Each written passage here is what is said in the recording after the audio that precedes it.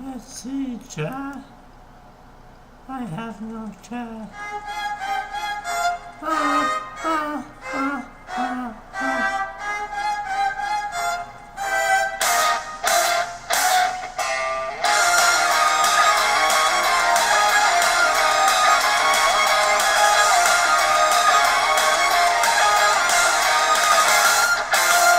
Crossroad with nowhere else to go, but there's a light just waiting out there in your sight. You can try going on your own, cutting off the way that always felt so safe. Now is the time, no going back to this old life. Through this strife, I will find a new hope, a lighter wish would just say love I'll treasure always, even if it's hard to find. It's mine alone, and despite what awaits, it's still the one. My heart may still be weak, though I know that I can reach out if I just don't give up. It's time to start and find out who we are. It doesn't matter if you're strong or whether you're capable of anything. All you need is to trust in yourself and believe. No matter what kind of pain may await, this may be your only saving grace. Let's face whatever the future may hold for us. Come on, let's take this voyage together. Whoa, whoa,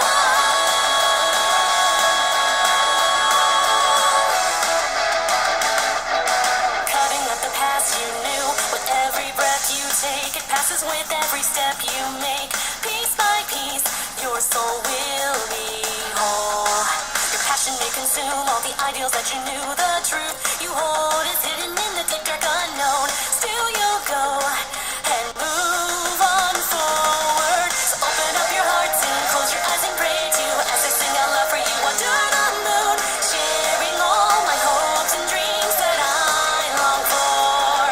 And though I am still trembling, my legs continue aching, I know that this is right. I can't run away.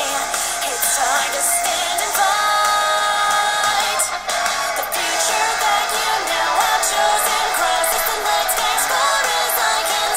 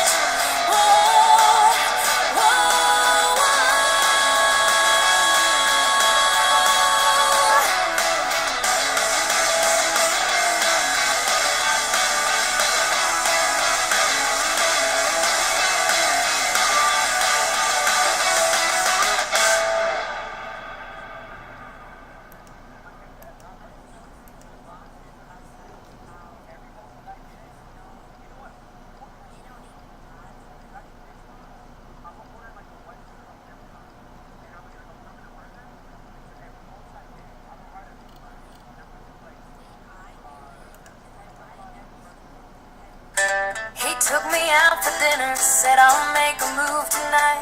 He was smooth as smoke till his eyes went wide. I leaned in close, said, boy, don't freeze. You just found heaven with a few wild keys. He learned my curves, my scars, my hue. Didn't flinch once when he saw what's true. Get straight, don't break, it just bends. For love ain't about what's under, it's who it belongs to. I looked him up and down and said, boy, you're so divine. You don't flinch, you don't blink when I draw that line. You take my thunder and you call it fine. Honey, you make this wild heart shine.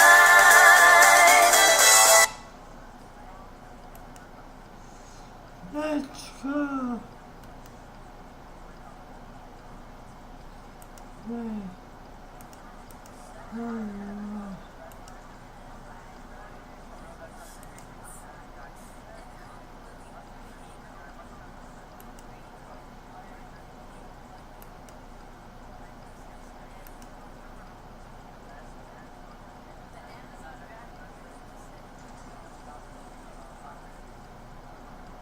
This is your brain struggling to focus. And this is your brain when you're in the zone. But getting in the zone and staying there, that is more likely.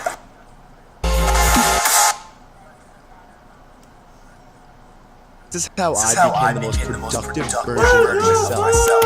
Before, I used to scramble through meetings, half listening while frantically typing notes, missing key points, and spending hours trying to remember what was said. But now my productivity has skyrocketed thanks to Auto AI. This AI system automatically joins our meetings, transcribes everything in real time, and organizes them into clear, structured notes. It even highlights action items and creates a quick summary for me so I can stay fully present. But all my being here is done. I can't stop it. I can't. He's come back so strong. Dad, I'm sorry. It's my fault. It's come to this. Because I didn't show up quickly like I said. So it's my fault. Dad, I should have been more. What's wrong, Hoffman? Aren't you going to try to help me now? What's the point? I know I lost my one chance to beat you. Now all of us are dead together.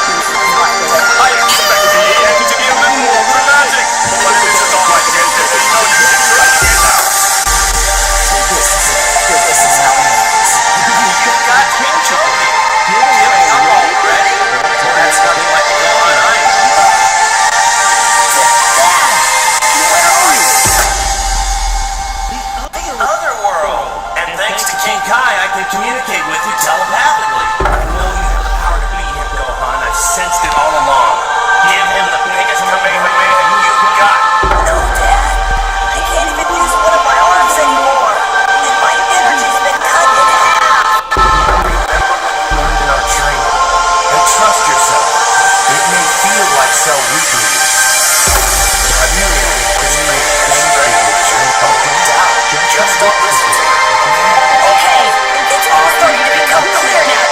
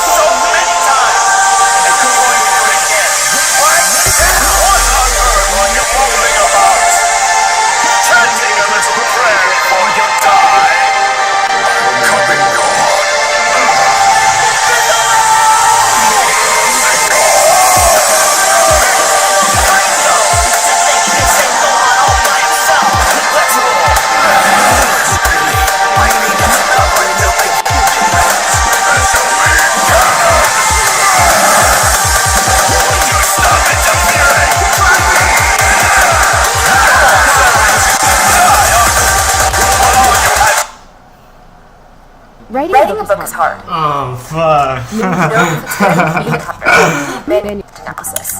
It gives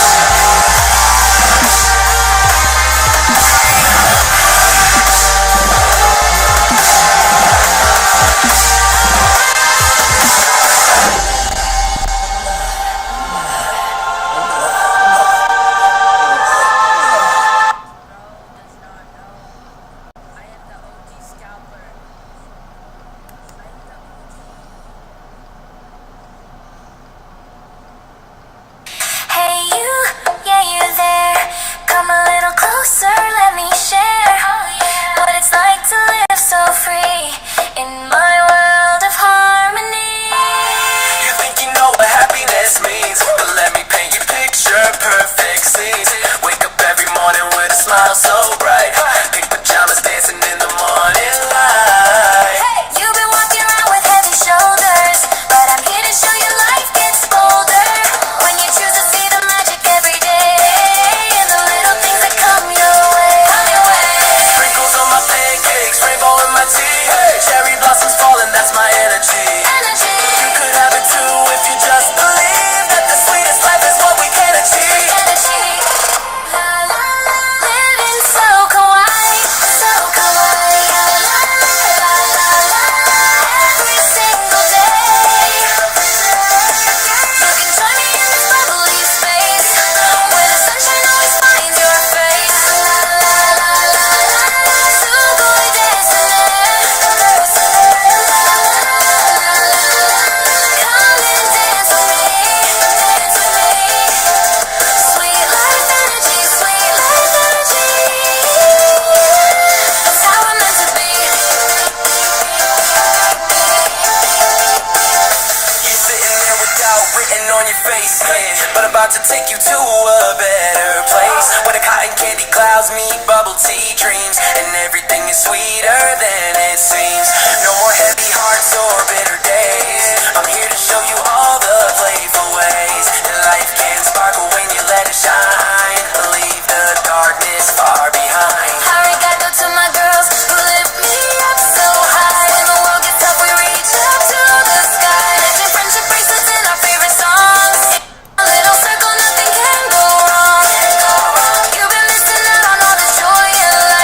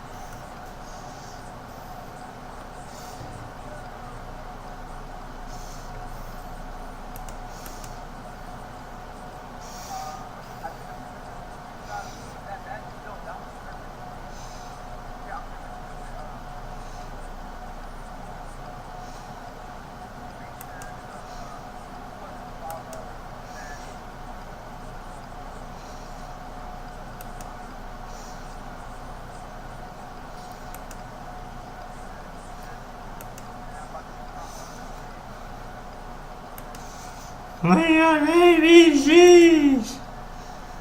No, we don't.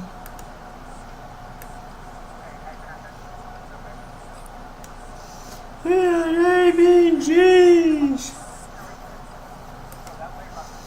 Sweet Mama Joe.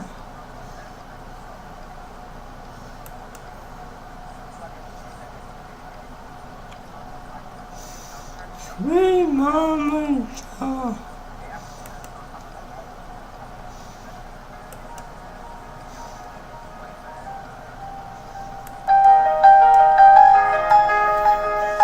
Sweet Mama Joe.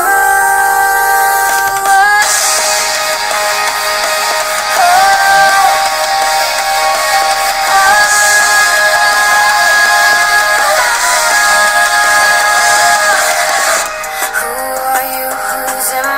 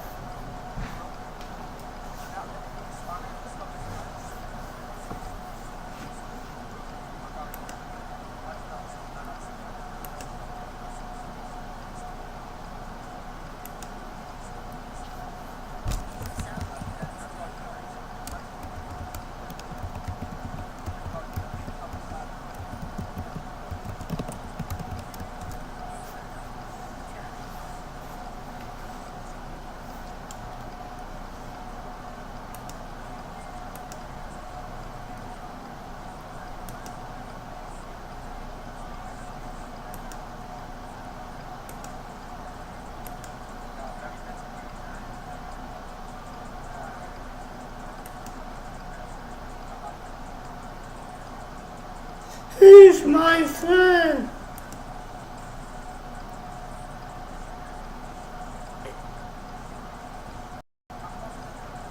If you don't go ahead and leave.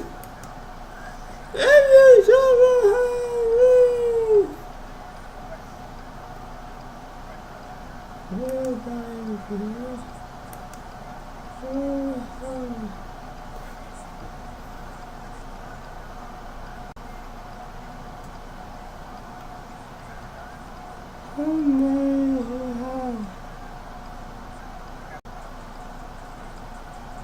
That's it.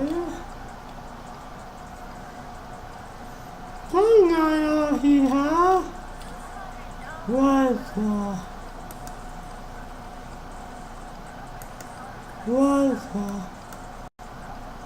how I watch.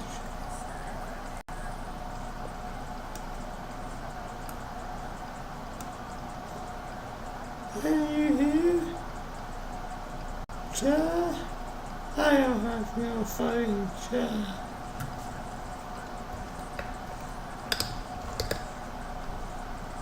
And I love it. What happened?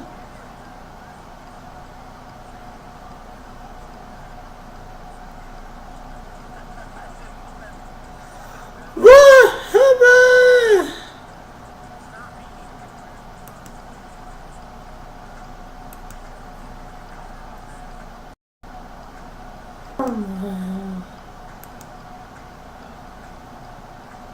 It won't play.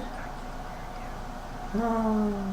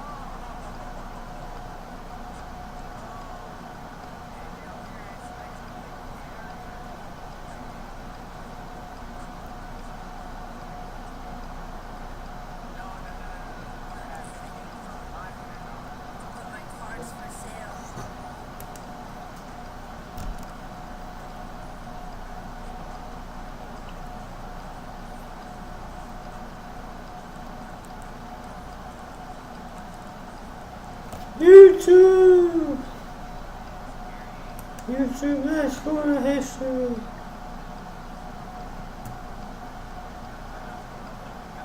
YouTube,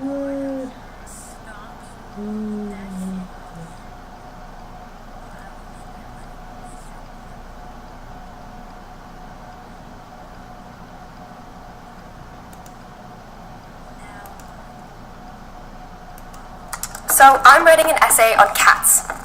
Cats in art history. I'm an art history major and this final is due on Friday. Same day. fuck's sake. Damn, babe, wait! You seem too trapped in with fans. That's not it! Now I'll show you what the coyote had. Good old coyote. I guess it was worth the risk after all. What exactly does this technique do? It's basically an energy multiplier. This version doubles my strength, speed, and senses, and all the other traits I use in a fight. Super Saiyan Blue is all about power through extreme control. Combining that with the calm focus of the Kaioken, and now there's no telling how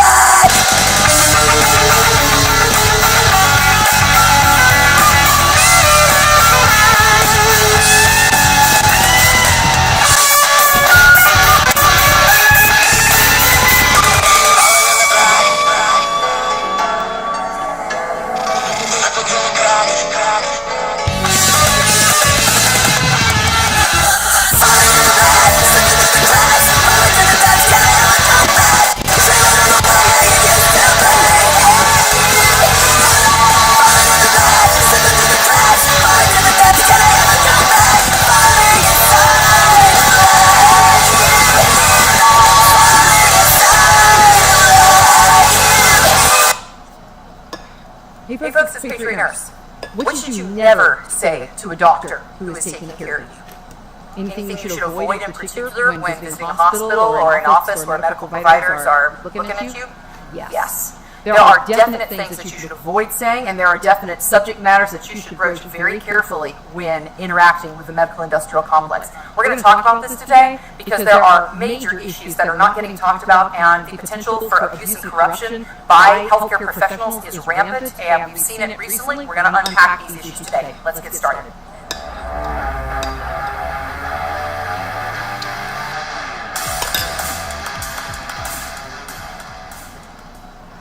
So the first thing that we have to understand before we go over these do not touch areas, these subject matters, these things that you should never say to a physician or a healthcare provider. You have to understand that in the United States, most healthcare providers are under a mantle of obligation called mandatory reporting, meaning that effectively, if you see something, say something, or if you think you might have possibly seen something potentially, then say something. That's effectively the bearing that is being put on people who have licenses as healthcare providers. So what this creates is effectively a fear compliance system by the government, by the state boards, local boards, to force people into tattletelling on their patients. And this is something that's particularly disturbing because there's a major disparity in power with a patient coming to a healthcare provider seeking care at their most vulnerable times. There's no way that patient can defend themselves against them for the most part. And because of the state of affairs, healthcare providers with licenses after their name and nice, pretty, starched white coats, they are looked at in many cases as effectively emissaries of God in our culture. A doctor would never lie. A doctor would never falsify information. A doctor would never utilize a patient's answers to enforce a political position or a point. So all of these things we know are obviously not true, that physicians are not God, that healthcare providers are human beings and they're flawed, and in many cases they are driven by the same basal instincts that really have caused a lot of people to end up on the foul end of government enforcement over the years. So other things we're going to discuss. This is a mandatory prereq that you understand that in the same way that you would view yourself interacting with law enforcement as having a Fifth Amendment right to not say unless you incriminate yourself. You really need to apply that same mental filter whenever you are going and interacting with healthcare professionals, really in any case. Now, on one hand, I recognize that the healthcare professionals who are listening to this right now, many of them are probably nodding their heads like, yep, and then some of them are probably like, Patriot nurse, how could you possibly disincentivize patients from reporting what's really on their hearts, what they're really struggling with? Listen, man, I'm here for my people, I'm here for my followers, my subscribers, and my patients. And they have rights, particularly rights to protect them against goons and thugs who have letters after their name, who happen to be government agents and political hacks with licenses. So that's where I'm holding. I care about people having their rights protected, including rights protected from the medical industrial complex consensually aligned with the government. So the first thing that you should be very aware of is any type of mental health questions, any type of questionnaire that would ask you if you had a history of, for instance, mental illness, etc. Now, on one hand, if you are seeking care specifically from a licensed therapist or someone who you feel confident is going to help you get onto a path of better mental well-being, then that definitely is a need-to-know place. But be aware that if you are going into the medical system and you're receiving care and you check, for instance, that you have a history of depression, you have a history of bipolar disorder, you have a history of X, Y, and Z, then what you're doing is labeling yourself. And in many cases, if, for instance, that you have seen remission or you have seen healing from these areas, there is no need to really, in most cases, there's no need to tattle on yourself. Now, again, I recognize that this is flying in the face of what a lot of the medical professionals who are alongside me would say. So we need a good history and physical, we need a good assessment, and that good assessment is the basis. Listen, a patient has the right to tell you what they want to tell you. You don't have a right to force people to comply with extracting out their information. A patient has the right, they have sovereignty to give you the information about themselves if they wish, at the time that they wish, and only insofar as it benefits them. And if that patient has made the determination it doesn't benefit them, then they are not obligated to divulge sensitive parts of their past. So, just a statement there of patients' rights advocates, that's what nurses do. That's what real nurses do. Real nurses do not abuse patient confidentiality and abuse patient trust. So as we've talked about the mental health part of things, let's also segue into another one. And this is number 2. This is firearms and weapons-related things. Two of the organizations that I despise most in the United States have decided to advocate that their members conduct screenings for their patients' entry assessments on whether or not firearms are in the house. The American Academy of Pediatrics is one of them. And the American Medical Association is another. These are political hacks. These are political organizations masquerading as medical advocacy groups. But make no mistake, these people, in particular the American Academy of Pediatrics, has really been a huge proponent of leftist policies, including gender transitioning and abuse of mutilation of children. And of course, that's okay. But asking a person how many firearms is in the house, this is something that we should really advocate for as well, in their mind. The problem is this. When you've got this type of information, particularly in pediatrics admission assessments, the admission assessment is gathering information to determine A, if there is a risk, a threat to the child, but the other thing is, depending on who it is who is seeing you, if they determine that there are firearms in the home, and they also determine that for whatever reason the kid says that they're sad, or that they don't get along with people at school, or, for instance, that mommy and daddy discipline them in corporal punishment ways that are commensurate with scriptural tenets, I would add, that they start to connect these things in their mind. Because remember, they're mandatory reporters, right? If you see something, say something. If you think there's a possibility for something. So be very wary about what it is that you respond to. And in fact, there is no need to know. They do not need to know what weapons are in the house. They do not need to know what firearms are in the house. You are not required to fill paperwork out. You can leave it blank. You can skip it. You can strike through it. You don't have to answer any of this. If they shove a tablet in your face when you go to the office, or they give you one of those little links, says have this filled out before your visit, you still don't have to fill it out. And if they say, like for instance, if it gives you an error code, like, like you have to fill this out, none shall pass without filling it out. If it gives you one of those error codes, then just show up early, like 10-15 minutes early to your appointment, and say, listen, like I'm having some tech issues, I'm probably going to need a hard copy here or something else, and just refuse to answer that. You do not have to incriminate yourself. You do not have to give any information over to any healthcare provider, really any person. I'm on.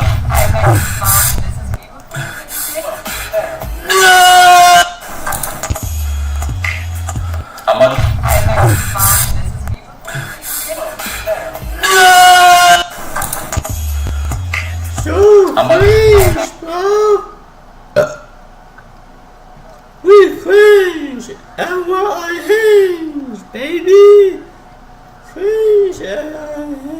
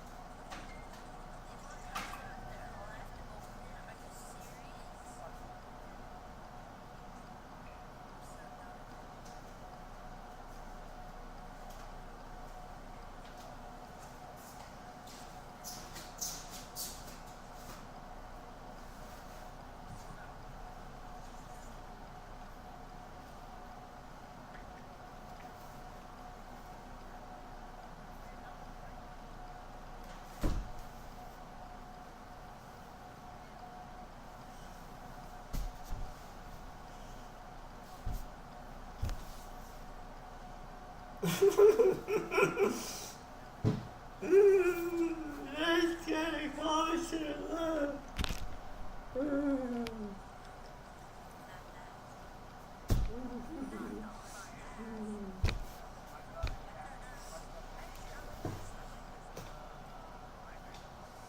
I see.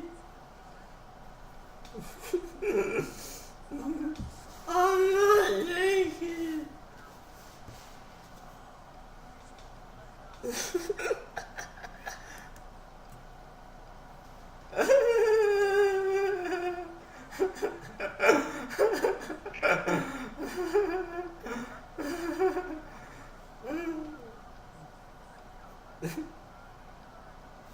Oh my God!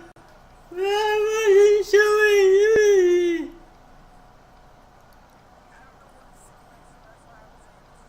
Sexual content. Oh shit.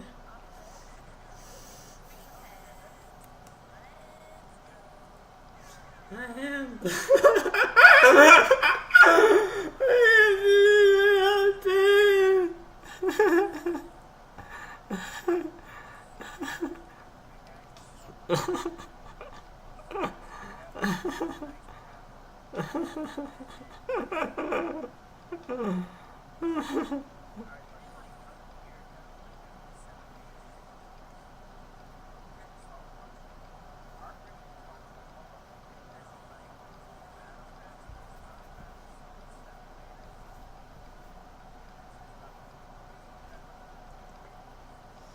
Man, I hate the internet. Such trash.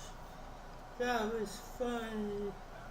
That was honestly funny, and they banned me.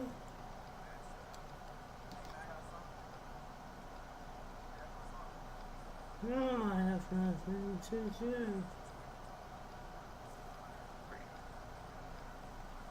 Why would someone report you for that? Two guys stroking at me. I don't know what I mean. I wasn't even that close to the camera. You couldn't see nothing even if my dick was out. And plus my dick was not out. Man, I'm trying to make content. I'm trying to make content.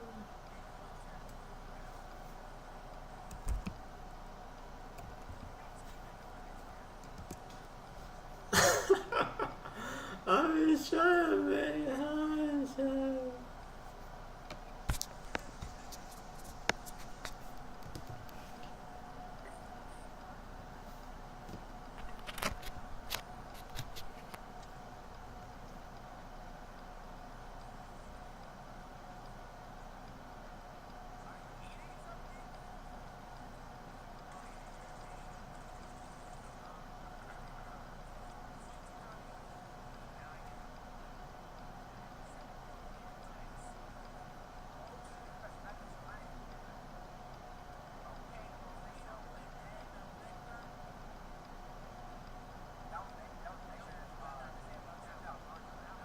Blue check mark.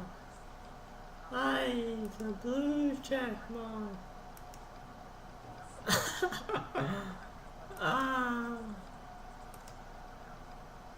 Come on, let's fly away. Did you know that memory loss can start as early as your late 20s? Studies from Harvard and Columbia show that most adults start to experience a decline in working memory and processing speed long before they'd expect it. And the scary part, it doesn't happen overnight. It happens quietly. Every time you forget where you left your keys, blank out on someone's name, or can't remember what you just read, it's a signal that your brain is asking for a workout. But here's the good news. Your brain is like a muscle. You can strengthen it at any age.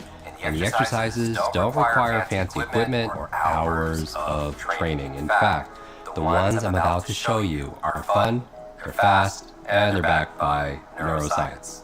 By the end of this video, you'll have 4 simple exercises for Stop relying on the gym to fix your lackluster punches. Power doesn't come from weights, it comes from how you move.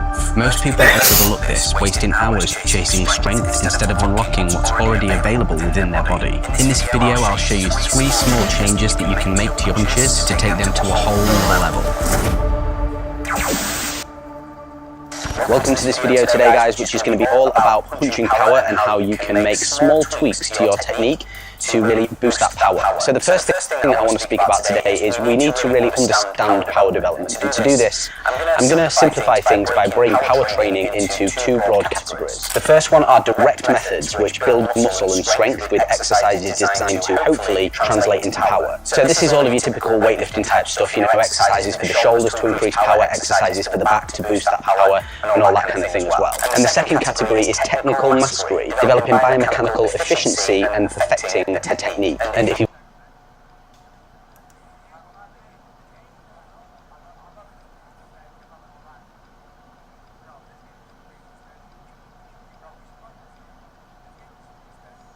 Oh man. Yeah, that's right. Right now, the urge is hunting you. And you think it owns your hands. It doesn't own them, brother. Sit by this fire with me and listen to your breath slow the storm. You are not a slave to a screen or a twitch in your skin. You are a fighter who's bled before and moving anyway. You have eaten dirt before and kept your mouth shut until the moment mattered. This is the same fight, only smaller and closer. The kind that steals years without a sound. Every time you give in, you teach your body that comfort is king, and you are nothing. Not today, and not while I sit beside you. You are going to hold the line and feel the fire build instead of leak. You do not need tricks, you need truth. You can outlast this because you outlasted worse and walked out standing. 5 minutes of control turns into a night of control, and nights become a life. We start with this breath, and let the noise burn away. The truth is, your future is being decided in minutes like this, when no one is watching. Every click steals focus that should be building your spine and your quiet power. Your focus is a blade that dulls when fed trash and sharpens when fed work. When you chase that high, you train your brain to bow to the cheapest signal. When you hold, you train it to serve the mission you chose. Discipline is not anger at yourself. It is loyalty to the man you are building. That man stands straight, speaks less, and keeps promises when no voice claps. He does not bargain with urges. He commands them to wait, and they obey. You are building a mind that does not need permission to act. Your hands may shake, yet you stay. You let the wave pass through and find yourself still here. The wind is quiet, but it rewires everything. Discomfort is a doorway, and you walk through instead of begging for cushions. You learn that craving is only noise, and you are the one with the volume knob. I know what losing to this did to me, and to men I respect. It made days blur and goals feel too far to reach. It turns nights into tunnels and mornings into fog. It dulled the eyes and smothered morning drive until excuses felt honest. But when a man says no to himself, he builds a different gravity. Work starts to pull him instead of distractions dragging him. Sleep lands deeper, thoughts sharpen, and your hours stop leaking away. Every refusal adds brick to your backbone and mortar to your word. Women feel the difference, but this is not for them. This is for the boy you promised to raise into a man you respect. He is watching you right now, waiting to see if you choose him. He will remember that you chose him when it hurt, and he will trust you again. Choose him in this minute.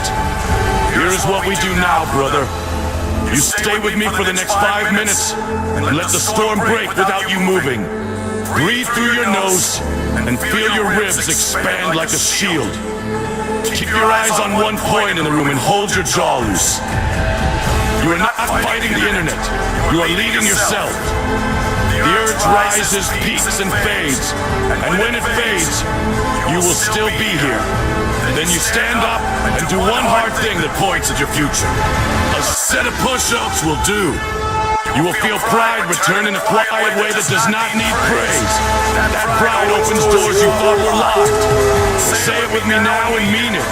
I choose control. I choose purpose. And I will not break for a cheap signal. Tonight the fire wins, and tomorrow I wake stronger.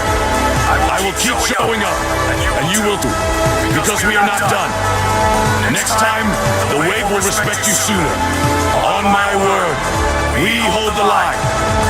5 minutes now, 5 minutes tomorrow, and we build a man who cannot be bossed.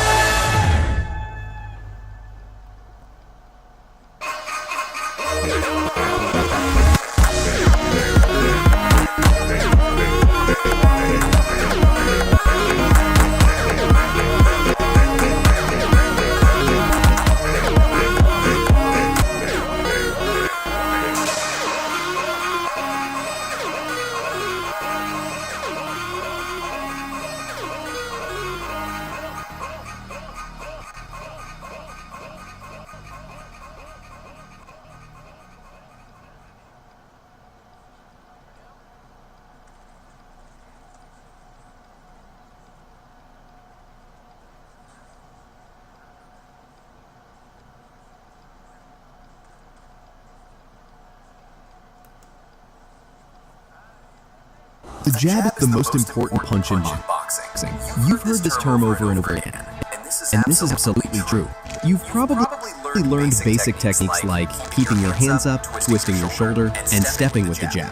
But this one technique, if added to your jab, will completely take it from mid-tier to world class. Think of this video as your complete masterclass for understanding this skill. Because if you let me take you through my two-step formula for understanding this punch, you'll walk away with a technique which will make you unstoppable. First, we need to understand the deep psychology behind this punch. And what better way to understand than demonstration?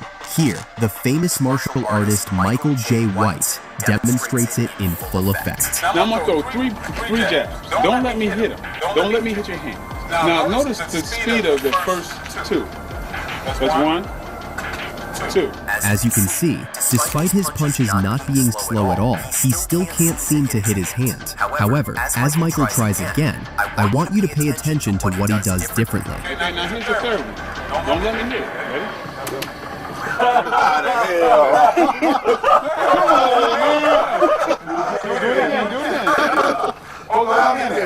Don't let me hit it. Now you gotta ask yourself, okay, the first two I threw faster.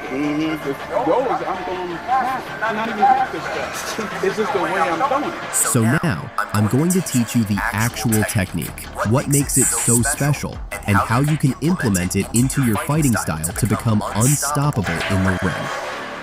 First, we need to understand how the eye works. Well, if you're in your car, right, there's a reason why there's brake lights. If you're in your car, and the car stops in front of you, if it didn't have brake lights, you wouldn't know it stopped because the size changes so gradual, you can't see it. That's why the way the eye works, you have to have, boom, a red light to let you know that it stopped. Because if not, you're going to run into the back. And so same way, if I move this way, your eye don't see me moving.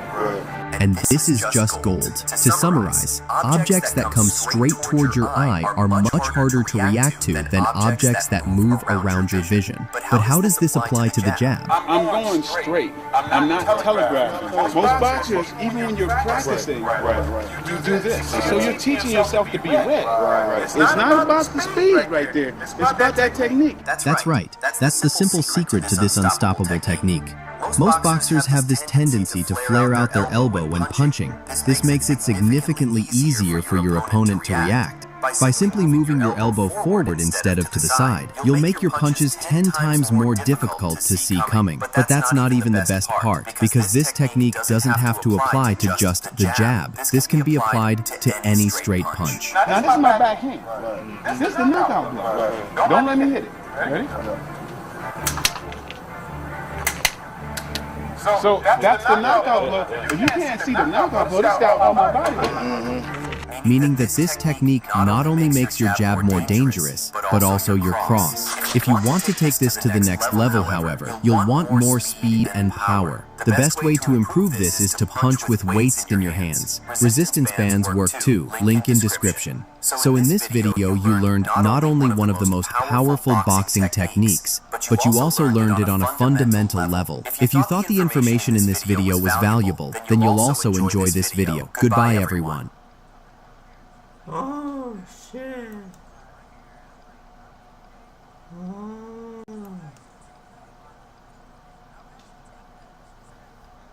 Oh. I want to try.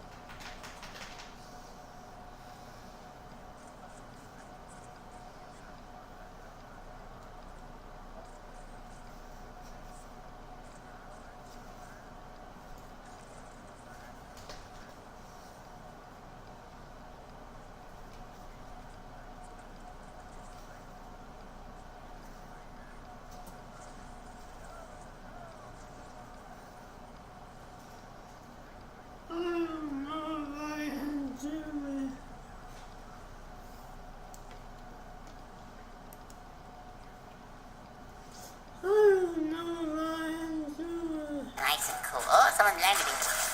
Oh.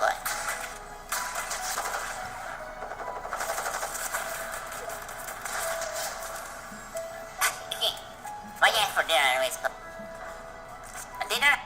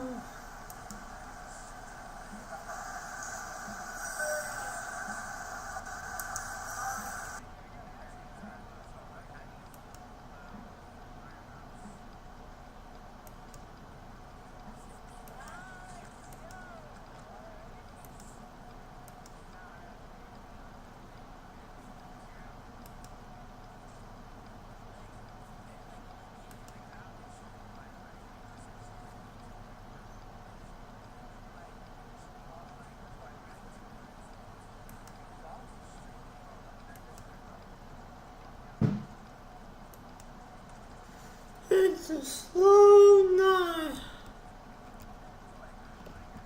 We're on patrol. We're on patrol. We're gonna go. We're on patrol.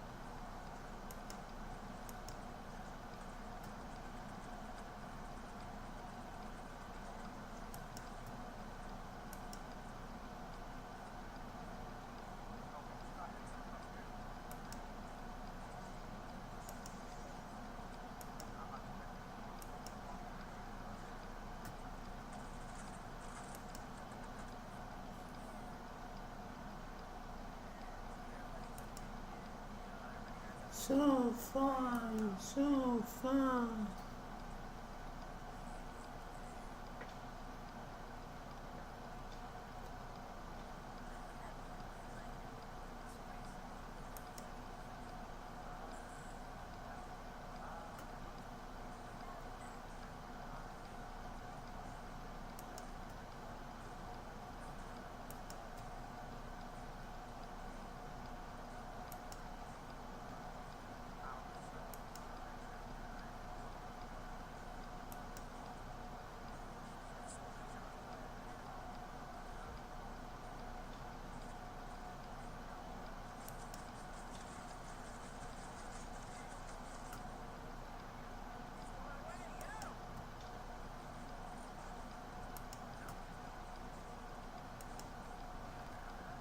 And it just keeps on over.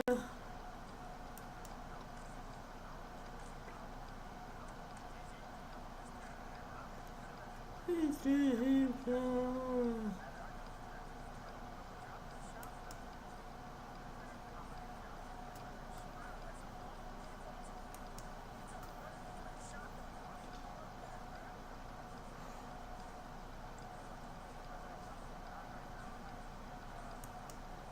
It just keeps on over.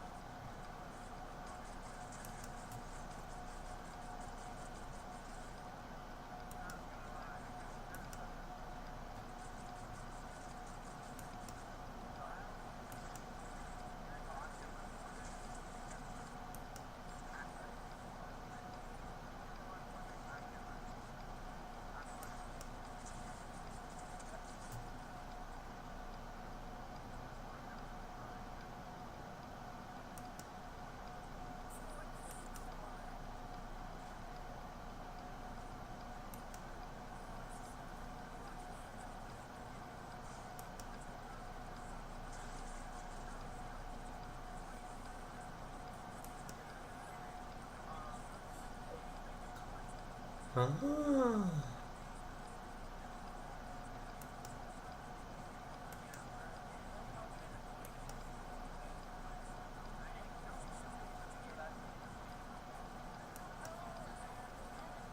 Please over.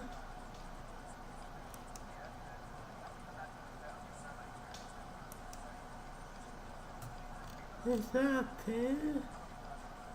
No, it's not. Pokey.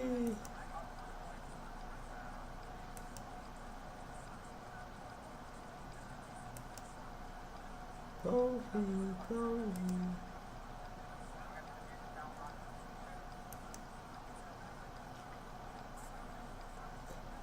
Oh.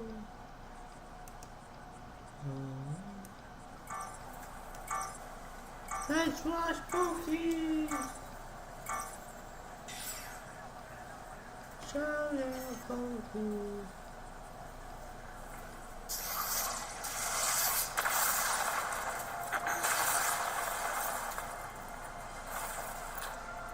I am pig. This is so epic. Oh my god! 17K subscribers! Holy shit! You got bots? Any bots? Oh my god!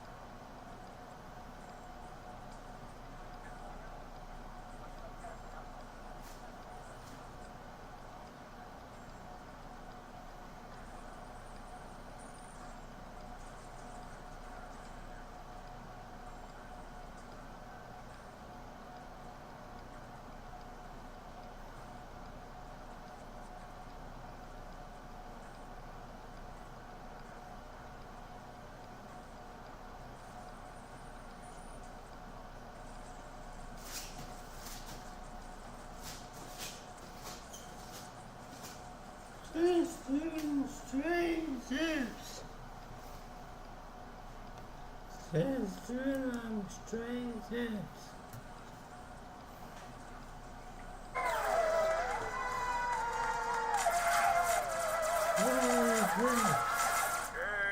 Have you ever seen such drool-gushingly beautiful tentacles?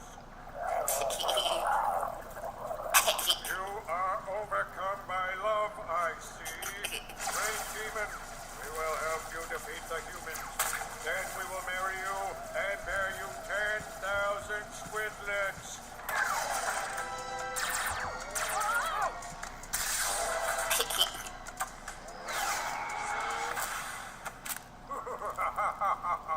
Your feeble guns are useless against our battle domes.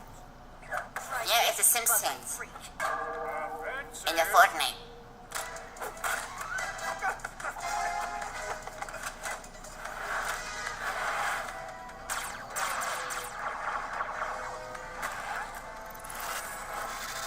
Oh, look!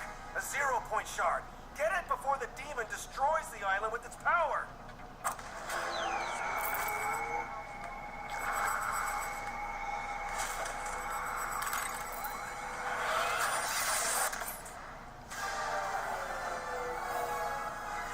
Oh no! The demon has flung us into an interreality wormhole. Recommend maximum terror. Wait, I can redirect the wormhole to send us safely home to Springfield. Stand back. Wormhole calibration is an incredibly delicate task. Recalibrate! Yeah, it's a show, the Simpsons show. We have to go back to the island! Springfield! Island!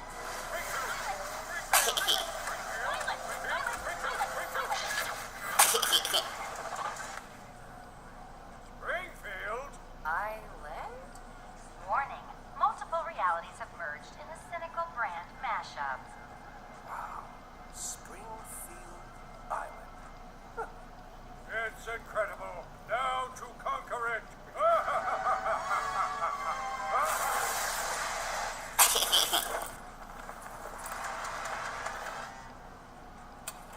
Hey, it's Otto!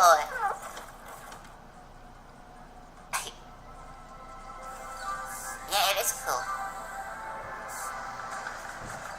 Hey, this is fucking cool, not gonna lie.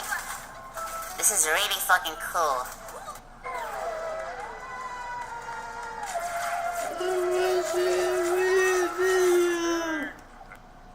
It's too weird.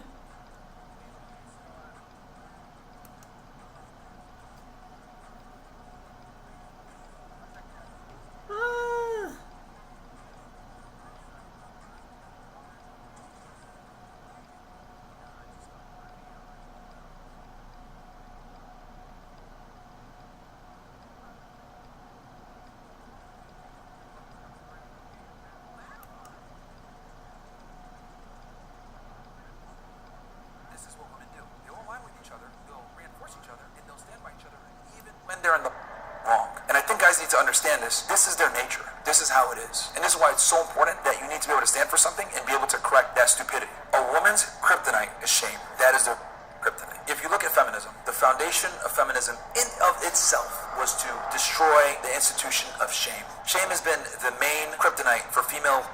This is the beginning of human society. So when women don't hold each other accountable, the reason why they don't do it is because to hold a woman accountable means you have to shame her, and that's every woman's kryptonite. You said in your book, what we were missing was one simple ugly truth, and that ugly truth is that most women simply don't like most men that much, and never really did. Do you think most women actually like men? No, I'm glad that you mentioned that in the book. Another ugly truth that guys need to get through their head. Most women don't like you guys. They just don't. A majority of women do not like a majority of men. However, a majority of men absolutely like a majority of women. And that creates obviously an imbalance. And I would argue that, back to our discussion earlier, with feminism, since most women naturally already don't like most men, with technology, women entering the workforce, education, all this other stuff, them being able to provide for themselves essentially in a modernized society where they don't need men, it makes it even worse for men because now they really don't like you and they don't have to deal with you. It used to be a woman would deal with a guy because she wanted to get married, have kids, or whatever. She needed him, so she would be willing to deal with a more average guy.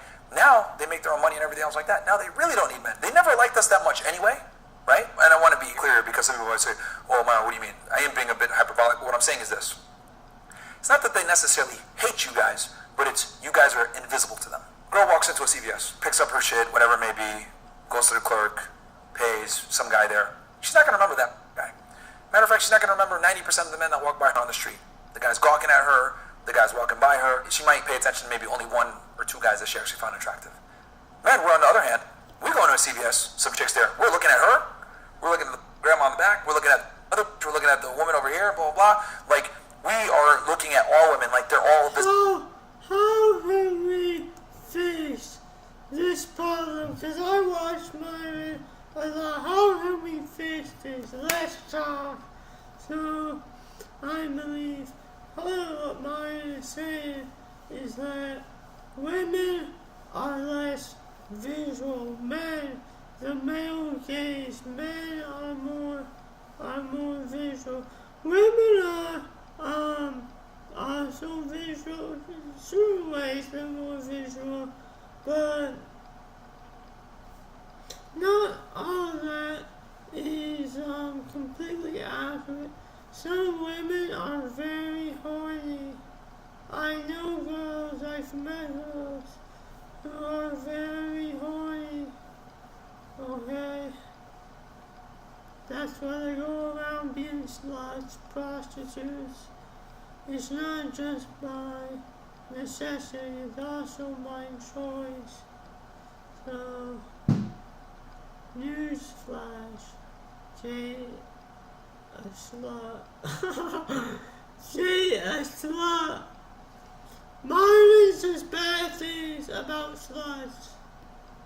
But sluts are the best girls. I should comment in his video. Visible to us, right? Women don't operate like that. Like, a majority of men are virtually invisible to them. So, since guys are invisible to them, most girls don't find most men attractive.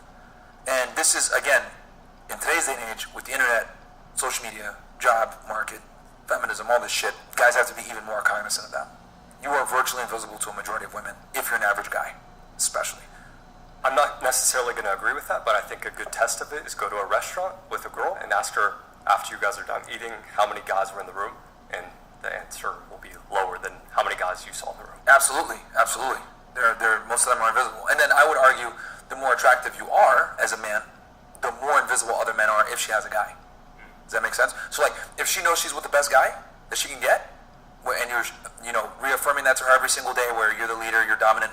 Every time you walk where other women are staring at you, other people come up to you and say, oh man, great work, whatever it may be, or you have that social proof. The higher your status is, the more she likes you, the more other men are invisible. But then the less she likes you, or the more she starts to get leverage in a relationship, the more guys are visible to her. It's weird to call it debating, but after having conversations with 4,000 plus women, you don't think their ideologies are shifting at all to more traditional values? Because that's something I've noticed being in the dating market is, like, I'm in Los Angeles, and from 2020 to 2025, I would say it's been a slight shift to me meeting more women that have traditional values. Yeah, like, I think more women are kind of like cognizant of it because this type of content has been more popular, but I just don't see it going back, and I'll tell you why. Because even these women, by the way, that are like, I'm a tradcon, whatever, they're just like trying to make money. Like, they're still showing their tits, these MAGA, like, they're still 304s. But they understand that, conservative content for women, like, tends to do fairly well. Because, like, most women lean left in their horse. So, like, if you're a conservative and you, like, try to preach it, you might get a male audience. The reason why I don't see it going back is simply this. Women have fought for this ability to be for, like, 60 years, right? From feminism in the 1960s all the way to now, whether it was through birth control pills, the sexual revolution, no-fault divorce, all of these different things have come into place to make women equal to men, right? We've basically legislated full-on egalitarianism, affirmative action, letting them get into jobs with mediocre performance, lowering standards, all this shit. Women had to fight a lot to get that, right? Obviously, the men had to be the real fighters for it, but they had to be the ones behind the scenes complaining, we want to vote, we want to do all this shit. So I simply don't see them conceding any of the territory that they've taken in this pursuit of equality. Now, I think it's very important for men to understand that women will fight for things that they don't even care about. I'll explain what I mean. When I go on college campuses, one of the things I like to say all the time is we need to repeal the 19th Amendment. I don't think have the right to vote. And the reason why is because women tend to be single issue voters. They typically vote for who's going to let me be a bigger slut and kill babies, right? That's like typically their main voting point, right? Since they're single issue voters and they don't have skin in the game, where they don't have to join the selective service like me or you, I'm like, they shouldn't have the right to vote. When I say this, women get angry. And then I'll ask her, okay, who did you vote for? Oh, I don't vote. You follow politics? No. Why do you care? Well, because we want to have the right to be able to do it. So women don't really want to do the things that they're fighting for. They don't really want to go to war. They don't really want to plan to, compete with men. They don't really want to enter the workforce. They don't really want to do any of this shit. They just want to be able to reserve the right to do it. And to feel like they're equal, even when they are inferior. So, that's another one of my takes, is I think men are superior to women in almost every metric that actually matters. Women really, realistically speaking, they're not better than men at anything. Having babies. Yeah, but they need a man for that. True. And now these men guys are starting to beat them in that even. I'm just kidding. But yeah, the reality is men are better than women at everything, really, that matters, of consequence. So it's not that women want to do these things because they want to do it or fight for these rights because they want those rights. They fight for those rights so that they can have them, just to have them. So that's the big thing. So to bring this all back full circle, because you're saying, are we going to go back? The reason why I'm so confident that we're not going to go back, despite some women waking up here and there, is because for them to go back, they're going to have to regress and give up some of those rights that they wanted. And we know even women that don't utilize those rights will fight for those rights for some other bimbo to not use them. Because they're not naturally tribal and protective like men, more solipsistic views. And since they're communitarian, they need strength in numbers. We call it the female uber alice, the sisterhood. They will align with each other even if it doesn't make sense. I'll give you an example. So, Jack Doherty, right? Yeah. His girlfriend, she went and did an interview. During the interview, she talked about how she aborted a baby, right? And how, she aborted it because he was an abusive boyfriend and, he wasn't really a good partner and it would have been a really bad upbringing for the baby and everything else like that, right? So basically what she did was she blamed him for everything, right? I killed the baby because of him. And this speaks to greater volumes about a big problem with modern day women where they're not held accountable for their actions. As far as I'm concerned, in the Western world, you can't kill a baby without a woman doing it. Men have zero reproductive rights. Women have all the rights. And even when they make executive decisions on their own, they still have gall to blame men because we never hold them accountable. Now, this is where the sister uber alice comes in. During the course of that interview, us rationally sounding people might listen to it and be like, this is stupid. You're literally trying to blame him for killing the baby? Dude, you're the one that killed the baby. But the person that was interviewing her, what did she do? Instead of saying, well, it's kind of your fault because, you have all the reproductive rights, what does she do? She hugs her, consoles her, it's not your fault, reinforces that bad behavior, right? And this is what women do. They'll align with each other, they'll reinforce each other, and they'll stand by each other even when they're in the wrong. And I think guys need to understand this. This is their nature. This is how it is. And this is why it's so important that you need to be able to stand for something and be able to correct that stupidity. Because they don't hold each other accountable. They're almost never accountable in anything that they do because in society it's considered taboo or misogynistic or hate speech to hold women accountable for their bad decisions. But that's an example of what I mean. Even the most deplorable of female that tries to make an excuse and blame it on a guy that had no say in the matter for killing a baby instead of the interviewer holding her accountable saying, it's kind of your fault. You're the one that made that decision. She hugs her and says, it's okay. It's his fault. It's a really interesting perspective because women are maybe more utilitarianistic in their relationships, that they won't kind of correct each other when they're doing something bad. So it creates this hyperloop over time of them being rewarded for bad behavior because they want to continue being rewarded for their bad behavior. And I'll tell you why. So a woman's kryptonite is shame. That is their kryptonite. If you look at feminism, the foundation of feminism in of itself was to destroy the institution of shame. Shame has been the main kryptonite for female since the beginning of human society. If you're a slut, shame. You cheat on your husband, shame. You don't have a child, shame. You don't have a family, shame. You divorce your husband, shame. And that's what's kept women in line. Obviously, the shame might have come from different institutions. Maybe it was religion. Maybe it was the family. Maybe it was the society. Maybe it was friends. But the shame has been the shackles of female. It kept female in bay. But feminism has done everything in its power to destroy shame in every regard, right? Whether it's shame of wanting to make money, or it's shame of wanting to pursue an education, or not having a family, or holding out on having a family till later, or destroying the shame that's associated with older women that are single. That's what it's been. So when women don't hold each other accountable, etc., the reason why they don't do it is because to hold a woman accountable means you have to shame her. And that's every woman's like kryptonite. And you have to risk shame yourself. Precisely. It's like if you got two Supermans, right? And one Superman knows that our weakness is kryptonite, but she's exhibiting that weakness right now, and you have it here. You could pull out that kryptonite, but it's going to hurt you too to expose her. So what they said, you know what? No kryptonite. Let's just be idiots. And that's what it comes down to women. Now, shame is still a very effective tool with men because we still get shamed for being losers. Women don't anymore.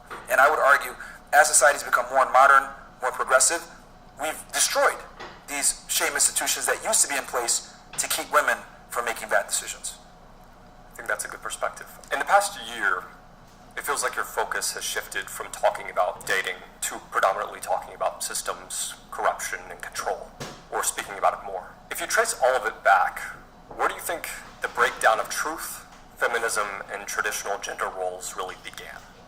The 1960s was the beginning of the end because, you know, you got free love, drug use, feminism, birth control, no-fault divorces, women entering the workforce and education. That was kind of like the beginning. And it always starts, and I always say, everything that destroys our society, like when it comes to liberalism or these other things that come in things up, it always gets spearheaded by feminism first. Feminism comes, it's like the big Trojan horse, is feminism. But in there is the LGBT, the leftist propaganda, the equality, the egalitarianism, all the shit that, you know, the victimhood of minorities. Feminism is the spearhead for all that bullshit to come in. Mass immigration, all these things that like destroy society, it comes in under the Trojan horse of feminism. Because since women are also human beings and we want to have sex with them, guys like simps and, yeah, let's give them birth control so we can all, yeah, let's like take away the shame from sex so they're too stupid to realize when you give women 100% autonomy, when it comes to these things, they pick the top 10% guys. Right? Dudes thought it was going to be free love for everybody. No, it only became free love for the top dudes. Because when you leave a woman to her own devices, she picks the bad boys. She picks the guys that, you know, arouse her or whatever. This is why arranged marriages were a thing for so long. Because arranged marriages used to be your brother, your father, your uncle, someone who wasn't trying to, came in to get you the best partner that they can so that you would be taken care of long term. They don't care about a bad boy. They don't care about him being funny or charismatic. Does he make money? Is he a good, dutiful husband? Will he take care of you? The answer is yes. Cool. You're going to marry him. Because they know if this guy doesn't take care of her, I got to foot the bill. So they were really good at screening out the good guy that's going to be a good husband. But we destroyed that institution with no-fault divorce, the emergence of feminism, the explosion of single motherhood. We destroyed that institution. And then we gave women all these rights, and look at where we are now. Divorce rates are high, marriage rates are plummeting, more single mother households, degeneracy all over the place, rampant crime, right? Mass immigration now because the birth rates are down. So feminism has led to the destruction of the country in so many different ways that people just don't kind of link it back.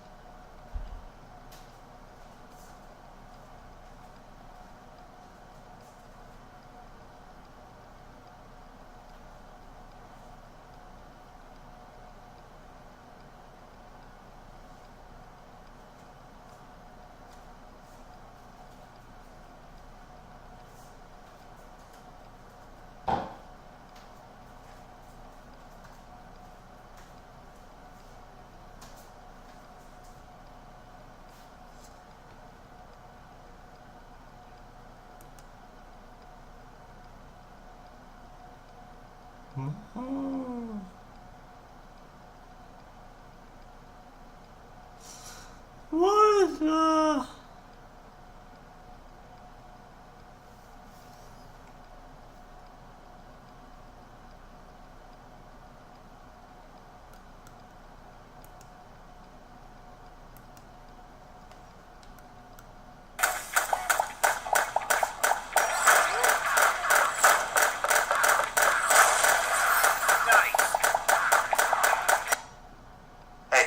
your McDojo life. In today's McDojo news, we're going to talk about how a 17-year-old girl was recently killed in Mexico during a boxing class after only 2 months of training during a sparring session. Let's check out the story.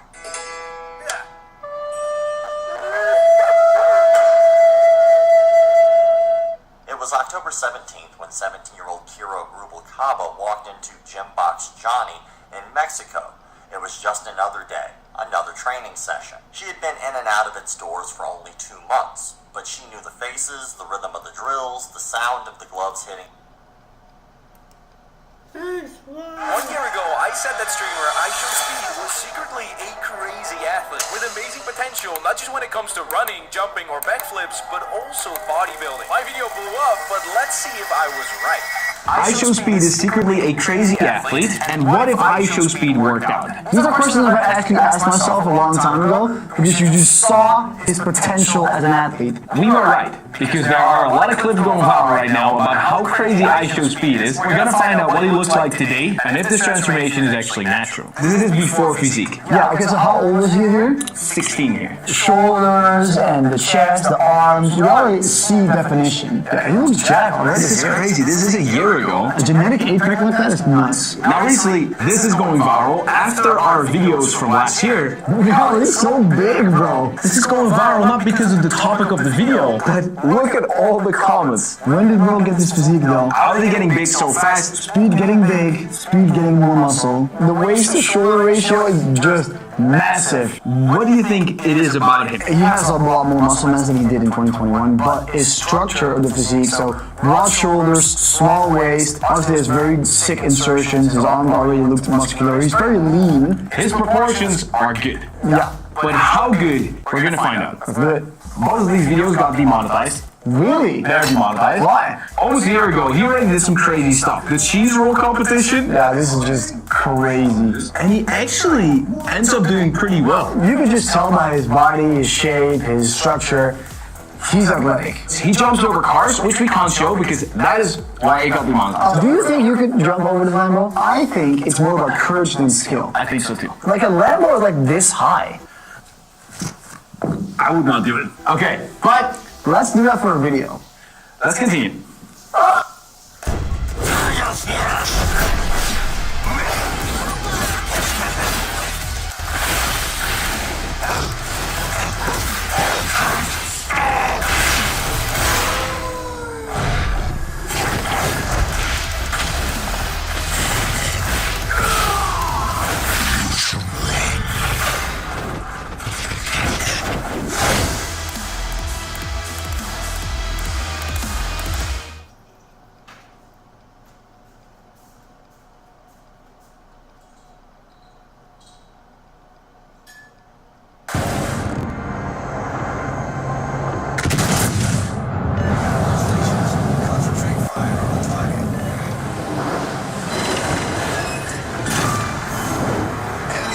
Sunk.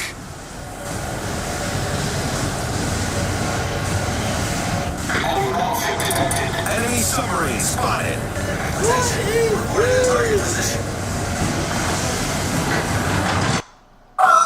The second video was about his potential in terms of muscle mass. We thought back then, looking at him, that he has such a good frame and good genetics that he could gain a lot of muscle. If he goes into bodybuilding, really training, I don't know. iShowSpeed tries calisthenics for the first time. Let's go. Nice. Okay. He's gonna make him try to plank right away. If he can do that, it's GG for everybody. I would be walking out right now. No, we would quit life. You can see that he doesn't train pull-ups, yeah, but he's doing them really well. Yeah, and he's doing a lot of them too. He can do dips. Dips are not that hard, to be fair. Oh! He's trying to muscle up. No swing, by the way. He still got over the bar. It's not perfect, but he does it. 50 pull-ups and 100 push-ups. Something simple. And if you do it in 5 minutes, you take the money. Hey, that is the OG calisthenics challenge. 50 pull-ups, 100 push-ups in 5 minutes? Yeah. Most of the time you have to do them separately, so you can't do them simultaneously. He's not going to be able to do this. Alright, let's go! Let's go! 1! I'm guessing his time will be somewhere around 6. Oh, they're doing it simultaneously. Okay. Oh, that would make a big difference. You can rest with your pull-ups while doing push-ups. What's the time? 30 more pull-ups. It was unfortunately too hard to finish, which makes sense. But he also tried bench pressing. You can do 100 with dumbbells? I swear to God. Yo, that's impressive. I like that. That's a lot of weight. No one I can do it. Oh, he's getting them up. Just the control. You got it. No, he's not hitting that. He's close to 100 though. Like, bro, 45 kilos on dumbbells. I don't do that often. No, I trained with the world's most shredded kid, Tristan Lee. Insanely muscular, insanely lean, and he lifts heavy. So he made me do 100 pounds, these exact dumbbells, overhead press. He was getting reps in. So I grabbed those weights, and I couldn't get a rep done. So obviously, I go down, and I'm not as strong as you, and his reaction was, you just curled 100 pounds. I was like, could have ripped my arms off. Yeah, you did a negative rep of 100 pounds. Yes! Bro, you could have shredded your whole body. Yeah, I could have shredded up my biceps. So this is the thing. So if you do stuff like this, it could be fun. But if you fail, you don't think about the consequences of anything on the side. He did try a deadlift. Oh, nice. 1,000 kilograms! I got this sent so often, like, did he just break the world record of deadlifts?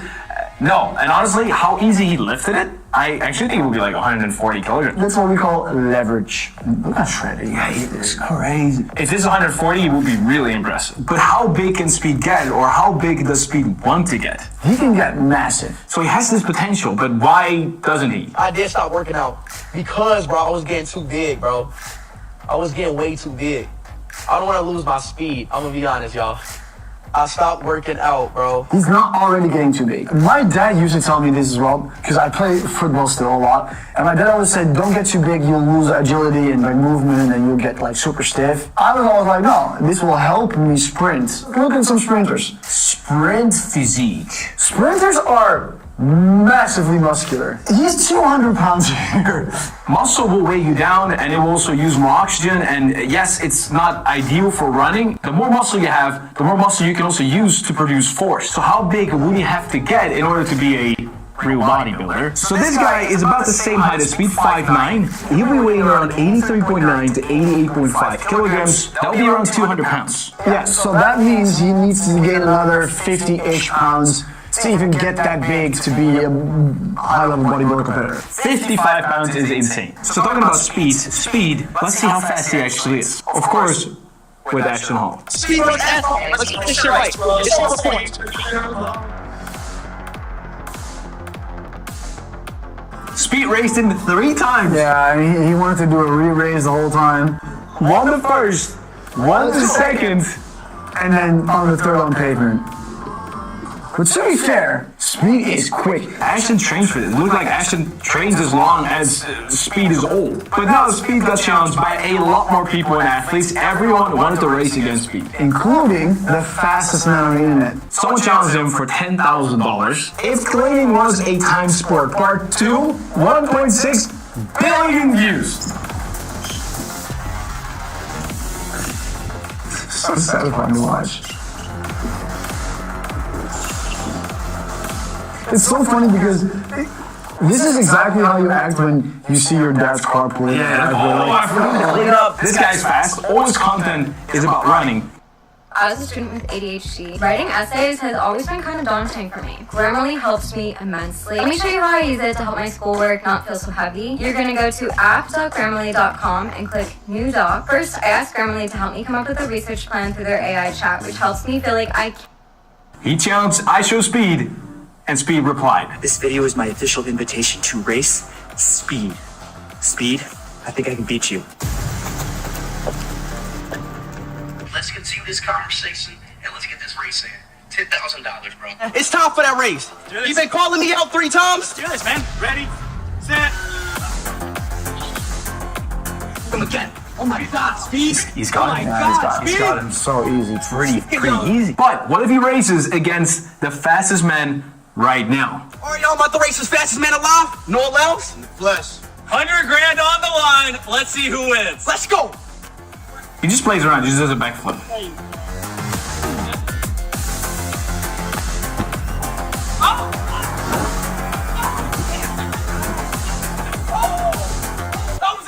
And that's why this video also went viral. It was close, but no allows was kind of messing around. Plus, it was only 60 meters or 50 meters. The longer the distance, the bigger the difference. But right now, Speed might be training a little bit more professionally because Speed Goes Pro is a new series that went live. If you want us to react to this show, comment down below. So the question obviously was, is Speed natural? We gotta look at his current physique for that. So let's look at some footage of Aisha Speed working on it with his current physique, and then we say, is he natural or not? He looks crazy here. Like, this is again the leanness. Yeah, the leanness and the shape of his physique is in the proportion. The structure of his physique obviously makes him look a lot bigger. Does it look unnatural to you? This screams natural. What would his weight be? How tall is he? Like 175? Yeah, Aisha Speed weight. It's 145? This would be Aisha Speed. Yeah, and he's like in between our heights. So I'm 5'8", you're probably a little taller, 5'11" maybe. And he's like 145 pounds, 65 kilograms. A lot of people might be asking, is that natural? Is he gaining the muscle naturally? 100%. Like, what's your weight? I'm about 72 kilos. Aisha Speed reviews his new physique after he started locking in. Look at those biceps. Yeah, the traps though. His back is sick. He kind of always walks a little bit like this because his upper traps are so dominant. All these viral clips are most of the time when he's sweating, when he's a little bit oily, which makes the physique normally look better. He's also pumped up. He's pumped up. And he's crazy filters. So that's why a lot of people are maybe doubting if he's natural. But he got shirtless here, not in a crazy filter type of way. Look at his shoulder, dude. It is possible that he's just taking something. Yeah, it's totally possible, but you don't have to take anything to look like this. Exactly. So we think he's natural. He has great genetics. What do you think in the comments? Leave them down below, and there's only one thing left. So make sure to check out the latest episode here. It's a really epic one. And also we have a workout app in the description if you want to start getting big. And make sure to subscribe to link and hit that bell. We'll see you next time.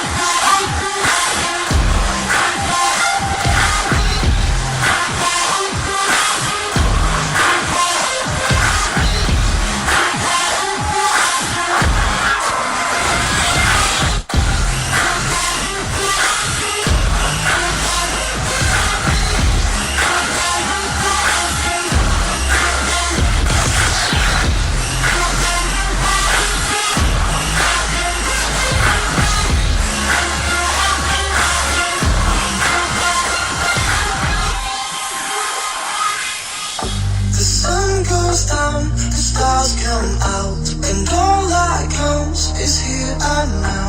My universe will never be the same. I'm glad you came.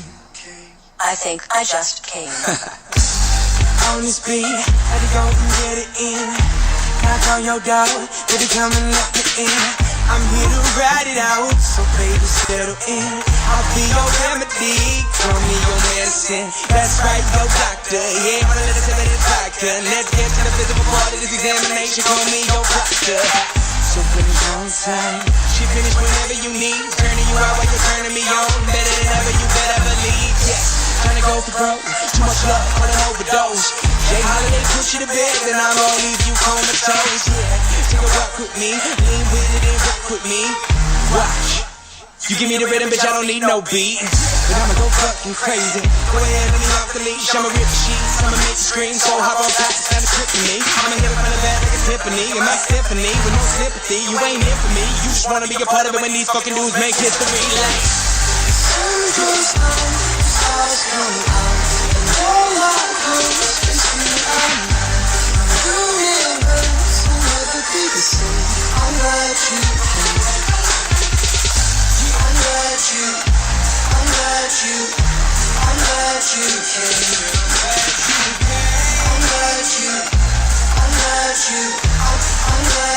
came. I'm glad you came. And I feel you shake, chills running down your spine. See baby on this eve, I'm here to blow your mind.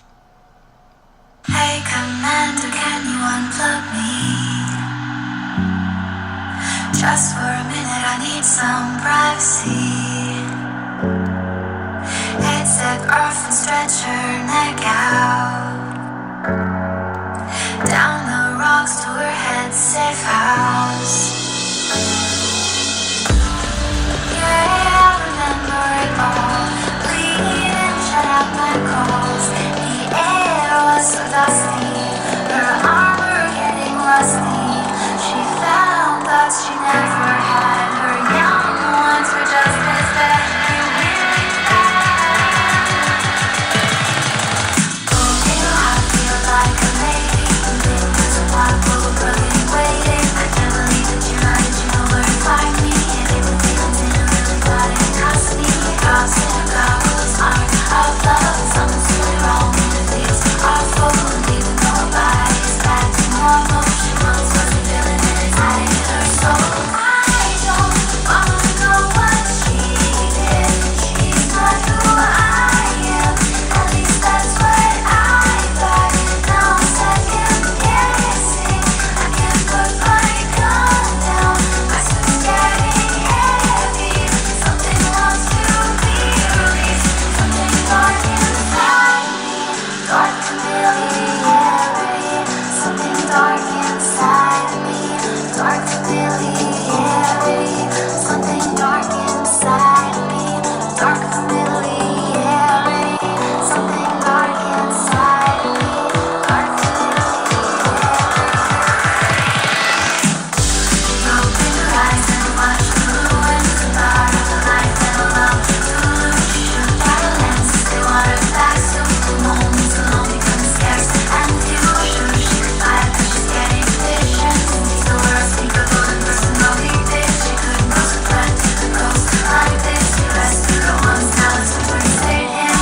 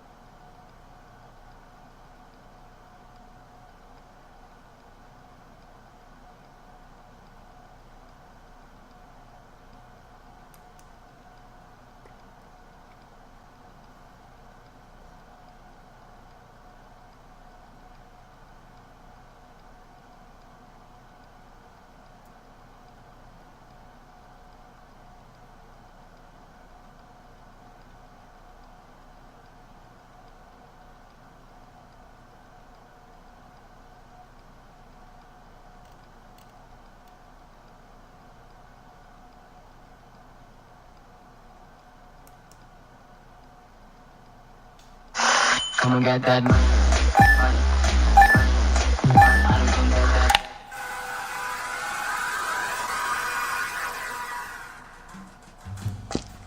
Whoa! Those are huge. I've never seen melons that big in my life. Oh, and look at that peach. Looks thick as hell. Not gonna lie, I would totally love to smash that. Hey moron, what the hell has gotten into you? Huh? What is it, Sophie? What are you doing? Oh, I'm talking to my AI girlfriend. She was showing me some TikTok brain rot where they smash fruits with a car. Wanna see it? I regret asking. Huh? Wait a minute. AI girlfriend? Oh, I bought the new iPhone the other day just to, test it. You know, for science and stuff. Turns out it's awesome. No wonder it's the most advanced AI girlfriend out there. Part personal assistant and the other part a fix for my crippling loneliness. Finally being able to hear love you and Zoomer in the same sentence is reassuring. Wow, I knew you were thirsty, but goddamn, not even me, buddy. Huh? Who's thirsty? Huh? Oh, it's... you know... What's your girlfriend's name, Zoomer? Oh, her name is Anne. Right, babe? Affirmative, babe. You are awesome. The best boyfriend I could ask for. I'll always love you, Zoomer. Well, as long as you keep paying, of course. Oh, cut it out, babe. Not in front of my buddies. Come on, Zoomer. Don't tell me you bought the new iPhone just to goon to that. Didn't you say you wanted to prove to your dad you're capable of dating a real girl? Oh, of course I would love to, bro. But right now I'm just tired of getting L after L. I'll just enjoy the placebo for now. Really? You'd rather pay for that cash grab than keep trying to get the real deal? It's just $15 a month and you get unconditional love and respect. If you think about it, it's cheaper than your average date, bro. So no need to spend hundreds of dollars on ungrateful witches. Ungrateful witches. Seriously, Wojak? You don't have any money again? Sorry, babe. I got fired from my job the other day, and I can't get a single offer anywhere. I'll try the local McWaggies next. But in the meantime, I have to be cautious and save every penny. Oh my god, it's like you're playing life on impossible mode or something. Doesn't matter what you do, it turns into failure after failure after failure. I'm starting to wonder if this is going to work out. Huh? But... hey, I have $15. Maybe we can go have lunch together and have some fun. Oh, forget about it. I don't feel like it anymore. I'm going home. But seriously, get your shit together.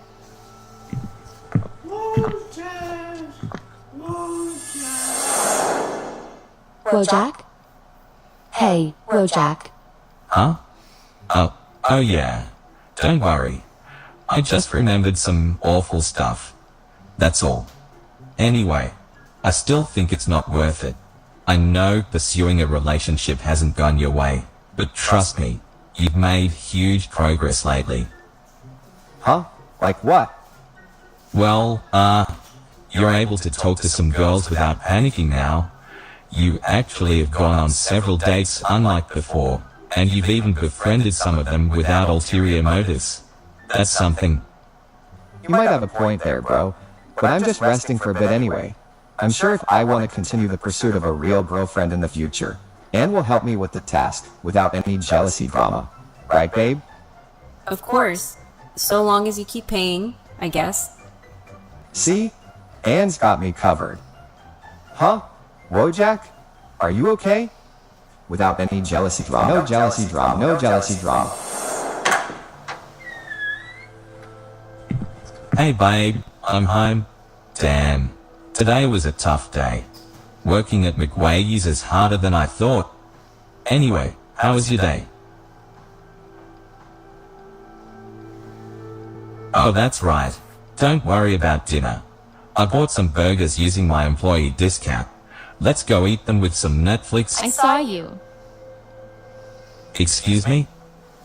Yeah, I saw what you did at your workplace earlier. Huh? Oh, flipping boomer off behind his back? Well, he is an annoying moron, so I don't... Oh, cut it out! I saw you drooling over the blondie girl like you were having the time of your life, you cheating bastard. Say what? There are no female co-workers at McWagey's. What are you even talking about? Yeah. Keep playing dumb. I know what I saw. A Big Mac meal, please. Sure, that'll be $10. Wait, are you serious? I'm a cashier. Of course I have to deal with female customers from time to time. It's part of the job, you psycho. Oh, sure, buddy. Then why did you ignore all of my texts all morning? Only answer I can think of is because you were cheating. Simple as that, you traitor. Or maybe it was because, I don't know. I was freaking working. Stop trying to gaslight me, moron. I'm completely aware of your weird fixation with blondies. Remember, I know about your weird crush on that Sarah idiot back in college. I stopped liking Sarah ages ago, and what the hell is that about blondies? I've never said anything about liking blondes. Oh, so you do like them. You see, I can't trust you anymore. Whoa, Jack. Hey, you okay? Huh? Oh yeah. Sorry. You've been acting weird. I was just thinking about the differences between an AI girlfriend and a real one. Wait, did Zoomer just convince you already? What? Of course not. It's just, hey Zoomer, what does your dad think about your virtual girlfriend? Huh? He doesn't care about tech stuff. Besides, it's not like Andy cares about meeting my parents, right, babe? Are they the ones paying for me? No. Then I couldn't care less. See? Oh man. I'm glad I don't have to deal with meeting girls' parents. That sounds like it freaking sucks. Meeting a girl's parents. It freaking sucks.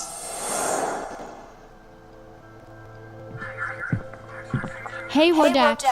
My parents want you to come have dinner with us tomorrow. Oh, that sounds amazing. Yeah, but sadly, I'll have to decline. I have some stuff to do tomorrow and... Great. There you go again. If you don't want to, just say it.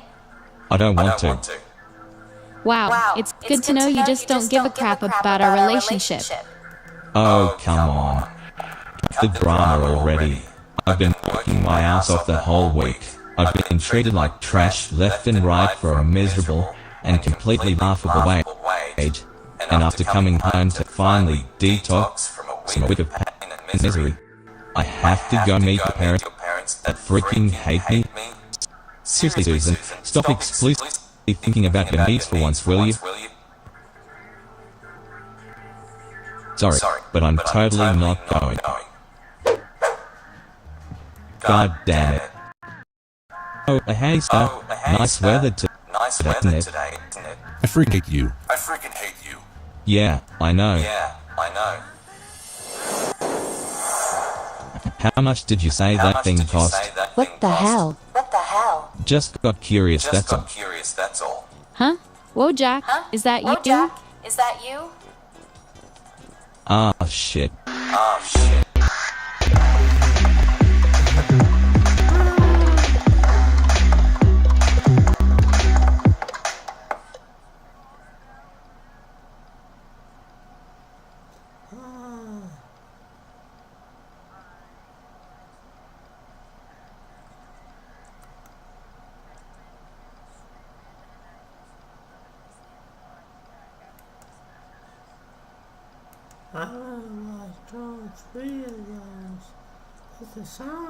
Hamza got caught as a fake natty and was crying on stream. Word? What's the video? He texted me yesterday. Shout out to Hamza. Don't respond to this video. I will bury you, Hamza. If you want to go ahead and maybe hurt me more, you have the to do that. You couldn't let it slide. No, I don't care. I don't care what he knows about me. I have to So he lied. Coach Greg, in today's video, you're not gonna believe it. Hamza outs himself as a fake natty by accident. So before I get into that, I have to explain a little bit about why he would do such things. His editor betrayed him. Hamza has over 2 million followers. He enjoys making fun of Coach Greg. And so It's come full circle. Essentially, Hamza's ended his entire career, and I'm not putting it lightly. Oftentimes, people say ended their career, and they just throw it out there as if it's nothing. This guy... I thought yesterday when you texted me, he was talking about that guy on stream. I did not think that it was about this situation. Oh, yeah, he was talking about that. Okay. Has been losing thousands and thousands of followers each and every day, and it's just began to go viral, and wait till you see the shitstorm that's been going on.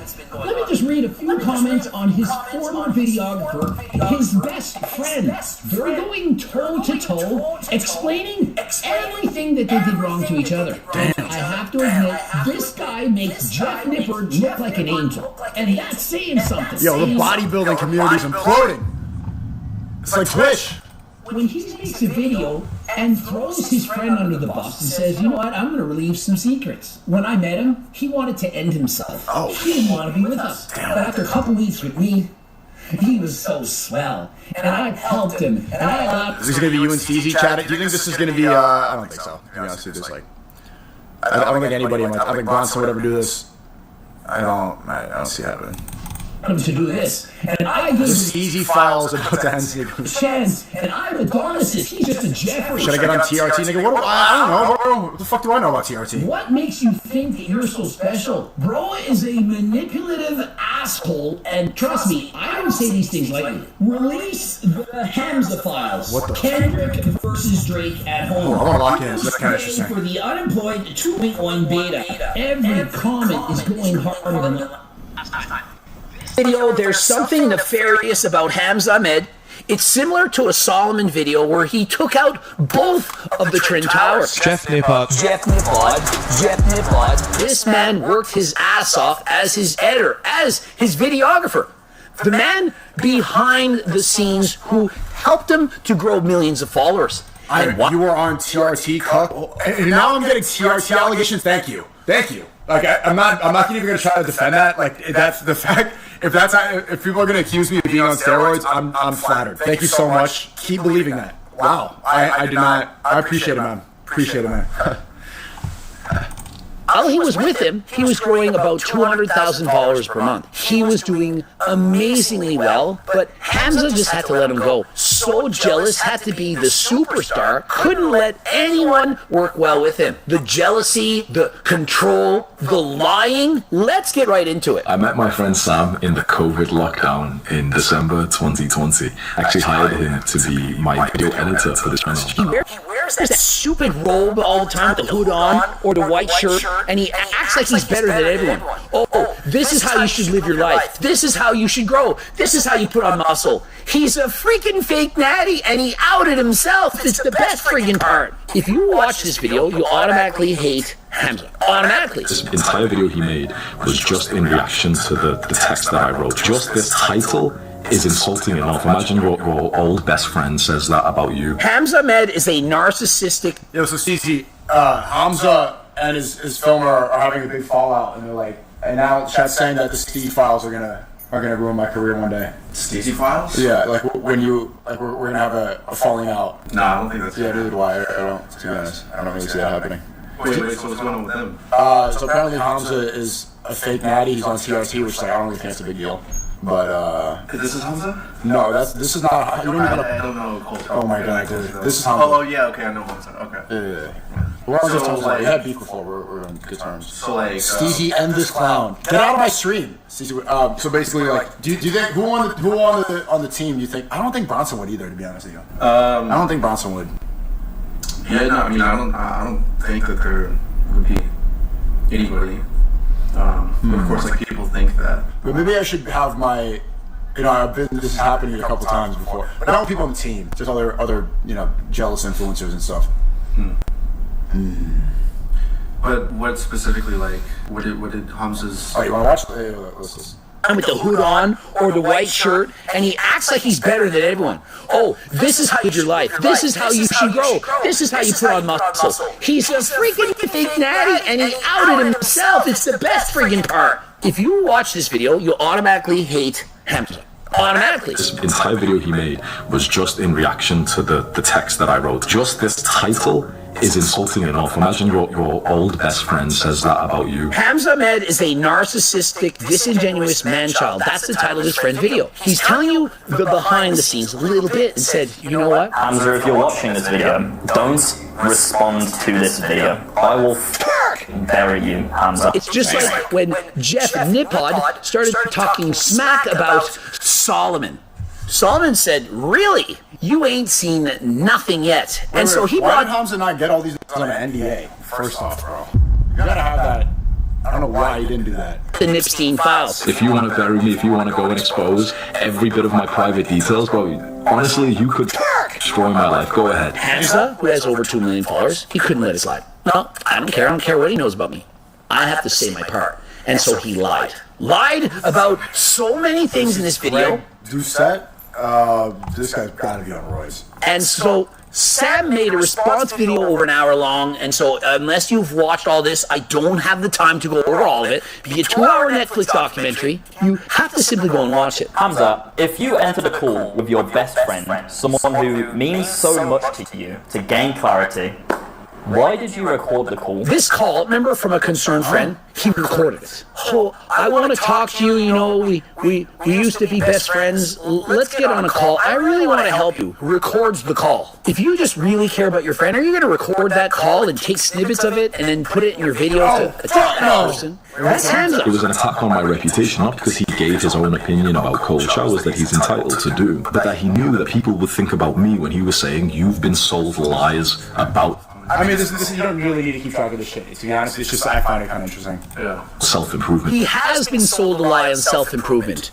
This guy, who's essentially his channel is to tell you that you're a loser and that you need to stop wanking, that you need to stop watching the corn on TV, and you need to go to the gym every single day and meditate and to put the fork down and train hard because you're not a Chad. This man, how did he do it? What? Why is that funny? I don't know. Why are you laughing? I don't know. I don't know. I can't explain why. It's just that. What's funny about it? He's just mogging in the gym, bro. He's just showing off his gains. Yeah. He's just mogging. Form of mogging, bro. I don't know. Sometimes I'm mogging. Because you're not a Chad. This man, how did he do Why is that it? funny? Let him mog, bro. Stop thinking and just feel him mogging. Just feel it. You're not a Chad.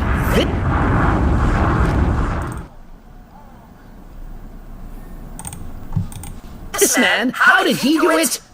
Testosterone. He doesn't mention the fact that he's on testosterone. And not only that, you're thinking, oh wait, does he really need to talk about it? He literally made a video on testosterone a month ago. It didn't mention anything. Said, oh, my testosterone levels when I was younger, they were in the 400s. But then I meditated and I thought positively. I thought, you know what? I do have high testosterone. And it got it up into the 700s. How does it go? But that was kind of funny, dude. It's a little much, bro. Got it up into the Stop laughing, bro. He's inspiring men to become their best selves. No. I don't have anything against. I don't know much about the internet, so, but it's just it's something. Anyways, bro, like you're just my friend, man. I have high testosterone, and it got it up.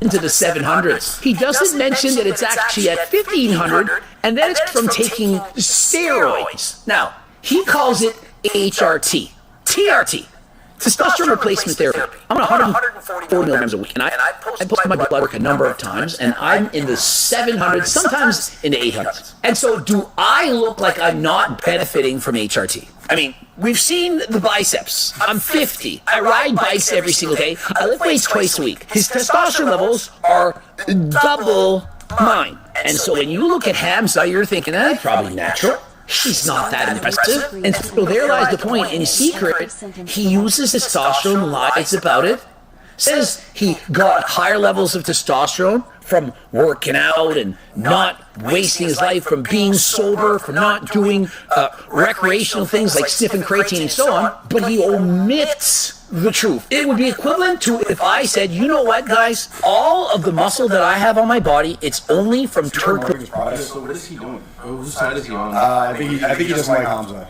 expose everything. Sam hasn't been consistent in even exercise for the last few years. Not meditation, not cold showers, not reading, not gratitude journaling. And so heavens forbid he hasn't been journaling and taking cold showers, exercising and reading and meditating.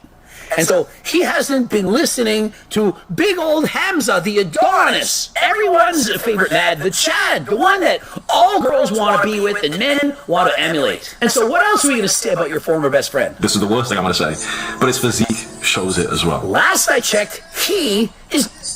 Did you ever say that shit about Munich? Seago's physique shows you not locked in. I can't see Seago doing that. Not on testosterone. He's not. They're in a different world. They're self-improvement guys. Steroids, and you are, which gives you a significant advantage. And so, let's see your physique without the steroids. Have you been perfect? You admitted that you don't always lock in.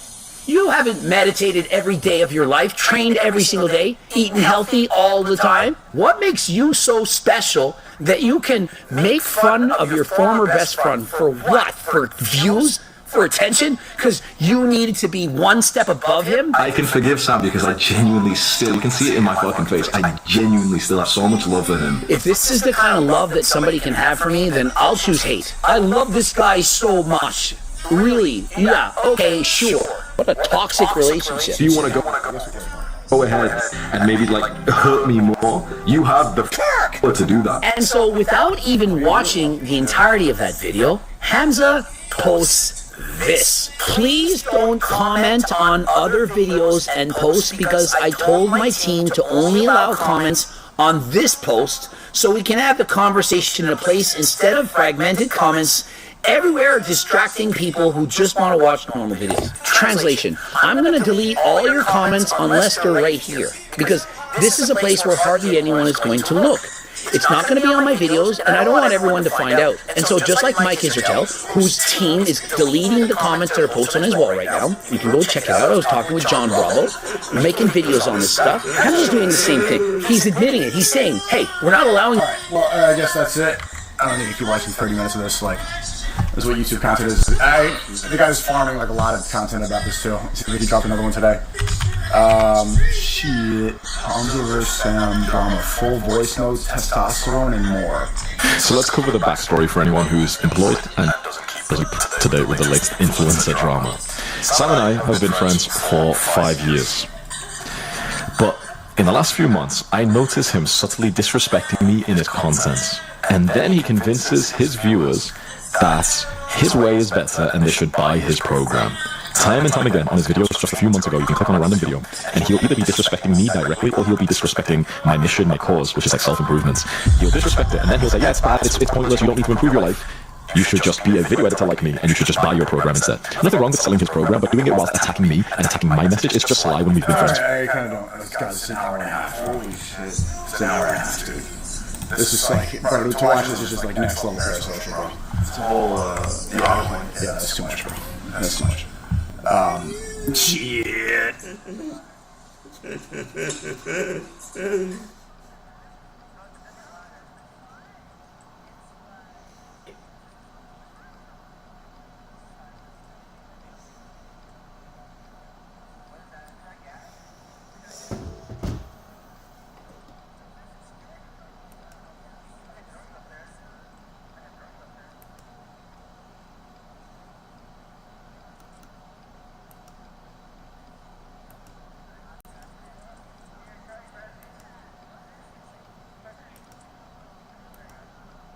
Very quick reminder, I'm only going to be 37 for a few more weeks. So to celebrate, I'm offering a 37% discount on my Patreon now until the end of October. I'm here to say one more thing. I just had to drag my AC out of my car to my apartment building. 3 guys passed me. None of them offered to help. None. 0 out of 3. Why? Because you couldn't lift it? You were too scared to lift it? Is that why? Am I intimidating? Am I more masculine than you? Yeah, so she's mad that nobody stopped to help her, but she didn't ask for help. So let me get this straight. Men are under the obligation to help you, but you are not under the obligation to ask for help? Men are just meant to read your mind. Maybe you're so in your bubble that you haven't realized that in this culture, it is not safe for men to just walk up to women. Men aren't approaching women very much anymore, even to help, because, you know, the message that women have been telling men for so long is leave women alone. Doesn't matter if you're a good Samaritan, if your intentions are pure. Many women treat basic interaction as though it's harassment. How y'all doing tonight, guys? Get the fuck away from me! God bless y'all. And you've got women who are confused about why men aren't approaching anymore. I mean, is this really such a mystery? But if I showed this clip to that broken AC woman, she'd probably say, oh, well, I'm not like that. I wouldn't have responded that way. Well, let's see. You felt entitled to male help. When you didn't get it, you immediately jumped to insults. You accused men of being scared of you and said that you are more masculine than they are. You are not an exception. You are exactly the kind of woman that men should be avoiding. And maybe there are some nice women who are not getting helped by male strangers, and that sucks for that individual. She doesn't deserve it, but I understand why men are just blanket checking out, because the rules and boundaries are shifting constantly. The expectations are not clear, and any moves that you make can be interpreted multiple ways. A lot of guys are just confused. They don't know what to do anymore. They're asking, what world am I living in? To answer that, we need to first look at where we came from, because there was a time where your role as a man was not up for debate. You're a man. You had a duty to be a man. She's a woman, she has a duty to be a woman. The role for each gender was completely clear, and so were the expectations for your behavior. So back then, if a man saw you struggling with something heavy, he wouldn't pause, he wouldn't overthink it or doubt himself. He would just jump in and help her out of instinct. It would be automatic, because he's a man, that's his role. Back in the day, men were expected to take on the physical risks of society, do the dangerous jobs, the manual labor, fight in the wars. In emergencies, it was always women and children first. No question. And despite the way that feminists paint it, there were a lot of benefits for women. Men had the pressure of initiating all romantic interactions. They paid for dates, they bought the ring, they planned everything, and there was chivalry. Carrying her bag, opening her door. And in that arrangement, women were provided for. If she is in the workforce, once she gets pregnant, it is expected that she will leave her job, that the man will step up and he will provide for both of them. The finances were not her responsibility. Homemaking and child raising were. But we don't live in that society anymore. That traditional system broke down. And there are various conspiracies and theories about why that happened, but let's just be generous in this video and say that through the ethos of individualism, this treatment of the genders as a monolith just could not be sustained. Some women want to be stay-at-home mothers, but others are more ambitious. They want to have a career. Some men love work, but others are more gentle and nurturing and they want to stay home and raise kids. The system was too rigid to allow for complete individual expression, and so it just broke. And to replace it, powerful voices in society started to tell us that we should treat gender as though it is a completely made-up construct, not relevant. And that's apparently where we're going. The narrative became that men and women are the same. Any differences that you observe are the result of socialization, how we raise boys and girls. It's got nothing to do with biology, and if there's discrepancies in outcomes between the genders, that's the result of discrimination, not natural sex differences. In this genderless utopia, nobody is boxed in with any gendered norms. Everybody is treated as an individual with equal opportunity. And to many people, this sounds like the most fair approach, because that way you've got a woman who's applying for a job in a traditionally masculine field. She's not going to be held back because of her gender. She's also freed from expectations that she should do certain tasks just because she is a woman. And so in the household, when it comes to cooking, cleaning, shopping, raising children, the expectation is that the man, the husband, the father, he does 50% of that. You can start to see why women preferred where we're going as opposed to where we came from. For promiscuous women, it's a godsend because now she can sleep with as many guys as she wants and there's no danger of being judged. And you know what? Once we get there might also be a bunch of benefits for men. Hey, maybe we don't have to initiate romantic interactions. We don't have to plan the dates. We don't have to pay for them. In fact, financial responsibility could be 50-50. Because why should that turn to a man? You know, gender is meaningless. Instead of bottling up their emotions and sacrificing so that they can provide for others, men can have meltdowns just like women do. We can be vulnerable without judgment, you know, completely free from, masculine gender norms. But you see, It's actually when the benefits started to accrue to men that progress towards this genderless utopia, where we're going, that started to halt. You see, men started to indulge in some of the privileges that had previously just been reserved for women, and they didn't like that. One thing about me, one thing I'm always going to do in a relationship is perpetuate double standards. And I want to make it exponentially clear so nobody misunderstands me. I only perpetuate double standards that benefit me. Sorry. And that, right there, is the perfect encapsulation of where we are right now. So how do we define this third society, the one that we're actually living in? It's not a traditional world of fixed gender roles, but it's certainly not a genderless, egalitarian utopia either. It's a blend. It's a pick and choose reality. And in this hybrid system, sometimes gender and sex differences are very important. They are very real. And at other times, gender is completely irrelevant. It's not a factor at all, and there's something wrong with you if you bring it up. But then how do you know which standard to apply and when? How do you know whether or not you're a genderless individual or whether or not you're a man and she's a woman? Well, don't fret. It's not actually very confusing because the answer is always consistent. We always apply the standard that benefits the woman in that moment. That is the world that we live in. Think about the workforce. If a woman enters into a traditionally male-dominated career, she's going to make the argument that why shouldn't she do that? Gender is not important. She's an individual. Judge her based on her merit. But then hold on.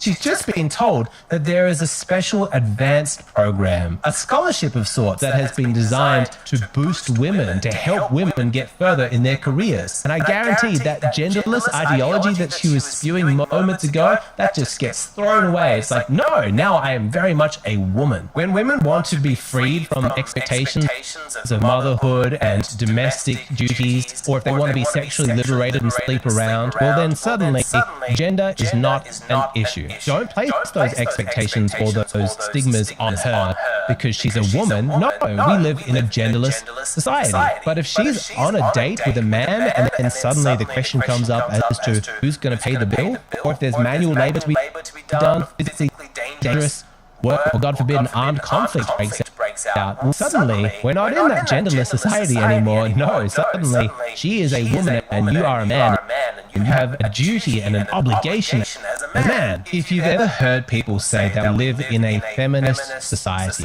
or that our culture is run according to the needs of the feminine imperative, this is what they're talking about. The total lack of a coherent set of rules, where the only consistency is that we bend in whatever direction benefits women. We are not living under any stable ideology. It's not traditional, like where we came from, and it's not egalitarian, like where we were promised that we're going. It's reactive. It's driven by emotion. And that's why men don't trust us. I don't understand why people are so confused about why men are checking out. The male backlash isn't random, and it's not toxic. It is entirely predictable and logical. It is normal reaction of rational individuals to an irrational system. Men are wired to seek order, justice, consistency. The male brain looks for patterns because we want to understand the rules by which we're playing. So we're constantly scanning, like, what are the guidelines?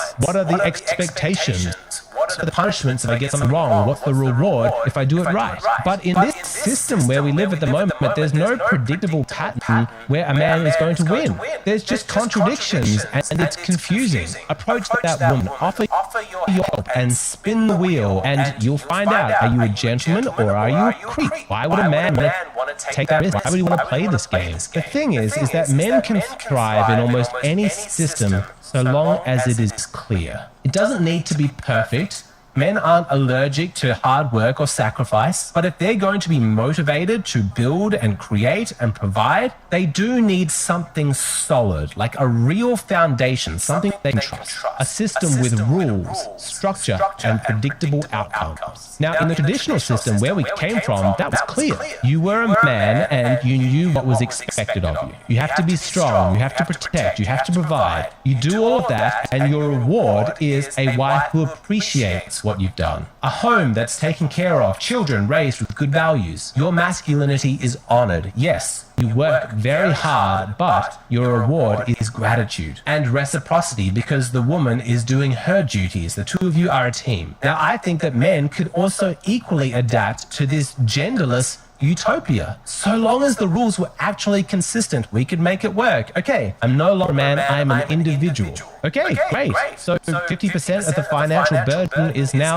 off me. That's awesome. Now I have to cook? That's all right. Cooking's fun. It's creative. I get to spend more time with my kids. This is all good. I love my kids. This is not a bad thing. Sure, you want to take us to this genderless utopia? I'll make that work. Doesn't matter if he is a man or if he is a genderless individual. If the system is consistent and predictable, men will be able to work with it. But this system, the one that we live in right now, men feel like they cannot win because it demands the sacrifices of manhood from the traditional model. You know, be strong, pay for everything, sacrifice yourself, protect her no matter what. But in terms of reciprocity, there is no equivalent duty that is expected of your wife because she's not a woman, she's a genderless individual. She can sing all day about your duty as a man, but if you suggest that she has a duty as a woman, then you are in serious trouble. Men can aim accurately. The problem is that we're trying to shoot a moving target. So if men could make it work in either of these systems, either the traditional model or the genderless model, which one should we go back to? Well, I would actually argue neither. I think that we can do better. We can create a new system with consistent rules and expectations that will allow us to learn from the other models, to borrow from them, and create a new system where men and women can thrive as individuals and also as an expression of their gender. I'm going to spend the rest of the video laying out my vision for what that society would look like. If you're interested in more than just the problems, you want to hear about the solutions, then please come on over to Patreon. That's where I go into a lot more depth on these topics. I post the full-length versions of my videos. And remember the good news. I know many of you think I'm AI and not AI, but this is AI. Maybe in the future I'll get to work less. Guys, tomorrow is not promised. How about we start taking more chances? You would be amazed at the opportunities that you'd have a chance to seize if you just asked. The answer will always be no if you don't ask. You miss 100% of the shots you don't take. We know this stuff. Come on, guys.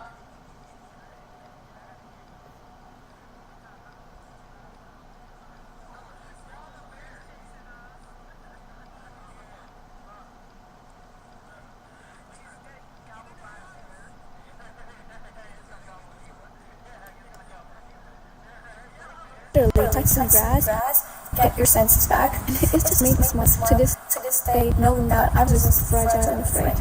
They are never out of your lane. If you don't think so. This brings this, that, this aesthetic. You know how long it took for me to just speak back. So, I want to talk about the fear of being embarrassing or the fear of being cringe and how it has never been cheap for anyone. Even though the fear of being embarrassing is so natural to us, even though it comes so natural, it should never been a part of our daily lives while we were making this decision.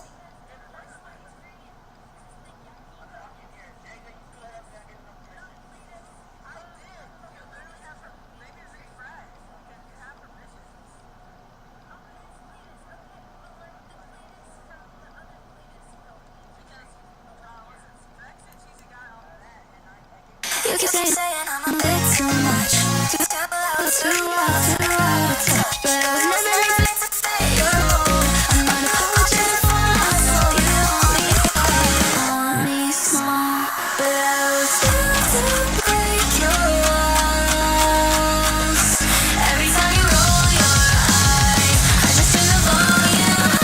Just show you want, I'm still gonna love you loud. Scream all you want, I'm still in the crowd. You can't make me shrink closer to you now. Show you what I'm still gonna be loud.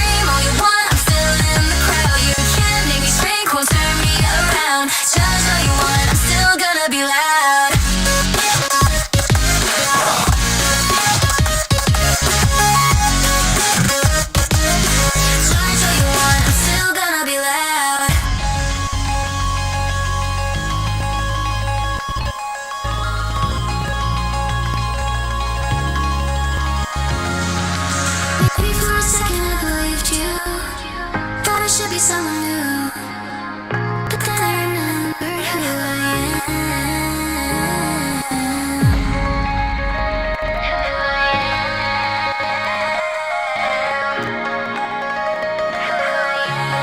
And honestly, I don't give a damn.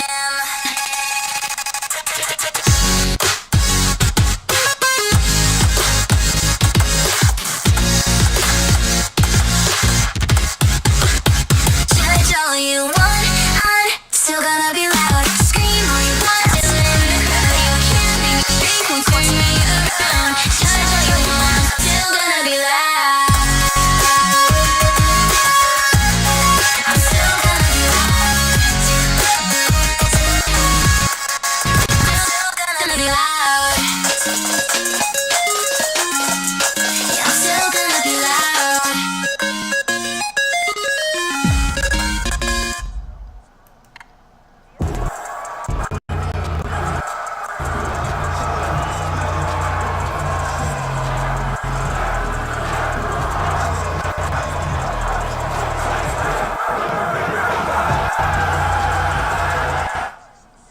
It's knowing that in less than 30 seconds, you've got to be packed with vitamins, minerals, proteins, carbs, and good fats. It's simplifying your routine with little to no prep and zero cook time.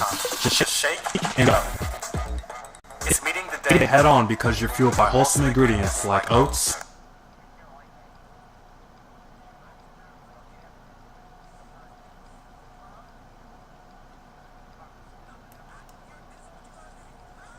Interesting, Grace. Welcome back to my channel. Today's another reaction video. Like the video when you're waiting. Let's get straight into it. Be me, 29, HR rep at a giant distribution warehouse. Most of the workforce are guys who spend 10 hours HR rep, are we shocked? a day hauling boxes. I like it here because the men don't get the last word. In this place, I do. They lift, I decide. If the men complain, I remind them I can write them up until they're gone. They hate it, but I love being the one that they have to answer to. They say men are power hungry. Recently been hearing people say men are lonely these days. I don't buy it though. I bet every one of them here always has someone texting, waiting, or nagging. Especially the last one, since they always complain about women nagging. One evening, I'm near the end of a shift when the door buzzer goes off. My brother Evan shuffles in, still smelling like night shift. He works in parcel sorting. Same company, just different department. He does the graveyard grind no one else wants. Hoodie streaked with dust, hands cracked open from tape and cardboard. He asks if I've got a power drill, some anchors, a tape measure. Says he needs to hang blackout curtains in his tiny studio. Landlord won't do it. For the longest time, he's looked like a guy holding his life together with string, grocery bag with a sandwich, phone screen blank with no notifications. He used to be the funny one in the family, making me laugh so hard at dinner, Mom would threaten to kick us both from the table. Now,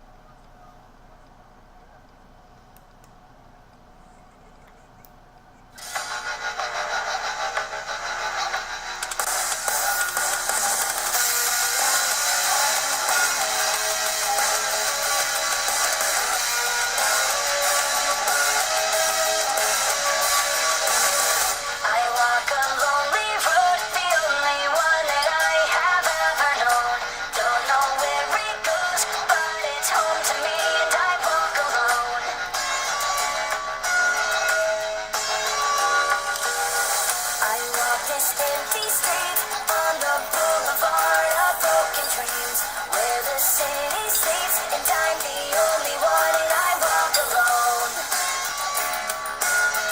I walk alone, I walk alone. I walk alone, I walk alone. My shadow's only wonder what's beside me. My shallow heart's the only thing that's beating. Sometimes I wish someone out there will find me. Till then I walk alone.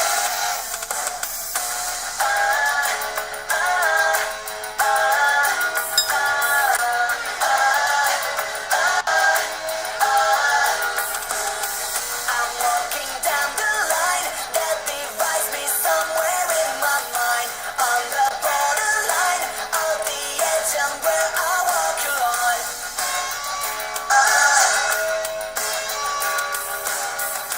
Read between the lines what's fucked up and everything's alright. Check my vital signs to know I'm still alive and I walk alone. I walk alone, I walk alone. I walk alone, I walk alone.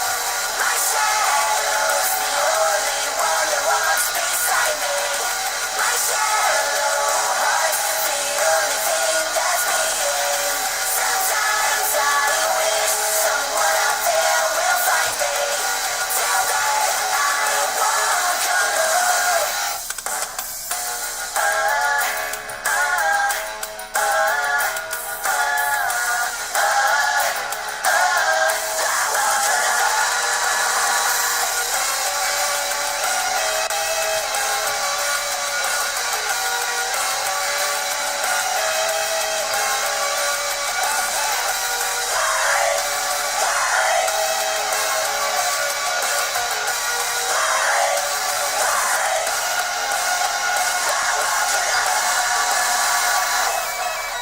I walk this empty street on the boulevard of broken dreams, where the city sleeps and I'm the only one and I walk alone.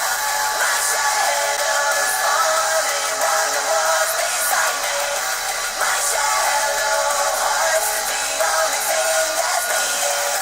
Sometimes I wish someone out there will find me. Till then I walk alone. I walk a lonely road, only one that I have ever known. Don't know where it goes, but it's home to me and I walk alone. I walk this empty street on the boulevard of broken dreams, where the city sleeps and I'm the only one and I walk alone.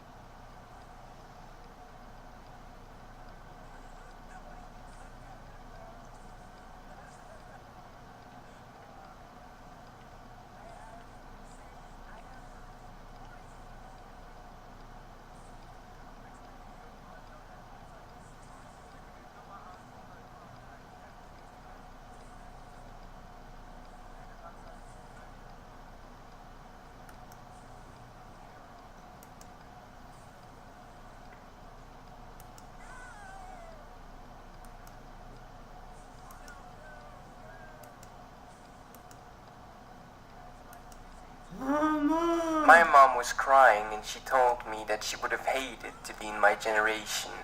And I totally understand her because it really feels like the world has given up on Gen Z. The fact of the matter is Gen Z is not lazy, it's just that we don't see a point in working anymore on like regular 9 to 5s and stuff like that. And I'm not gonna say that I'm some genius who's gonna make a ton of money because there is a crisis all around the world and the world is fucking destroying itself little by little, as if the boomers were the ones that felt like the world belonged to them, even though this is something more associated with millennials, you know.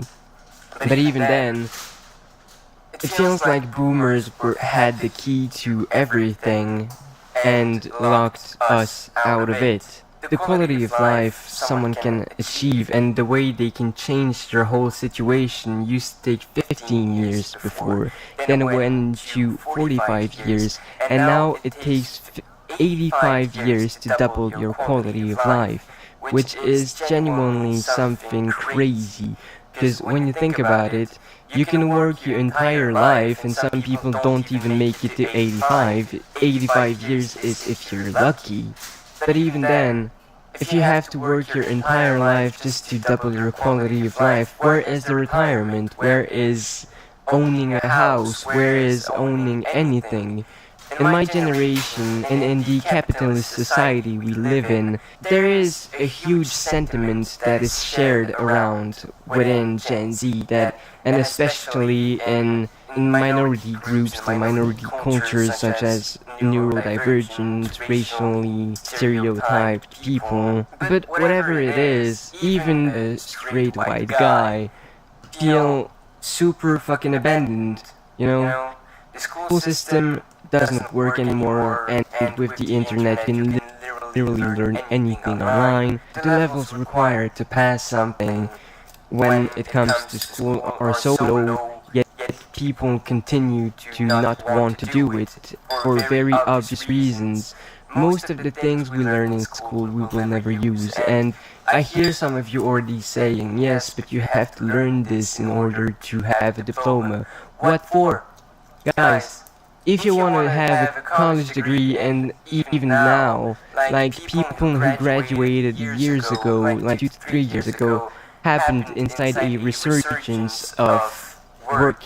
And now, with AI actually fucking replacing entry-level jobs, and with everything just being shit as it is, people trying to control the world and making control being weird as fuck. Like, I know I look like a fucking doomer, and my room does too, but my point is, no matter how you look at it, Gen Z has been abandoned by the world. And it's normal for people to still feel like children when they are adults in Gen Z, because it feels like people are coddling us while we're just trying to make a living for ourselves, you know?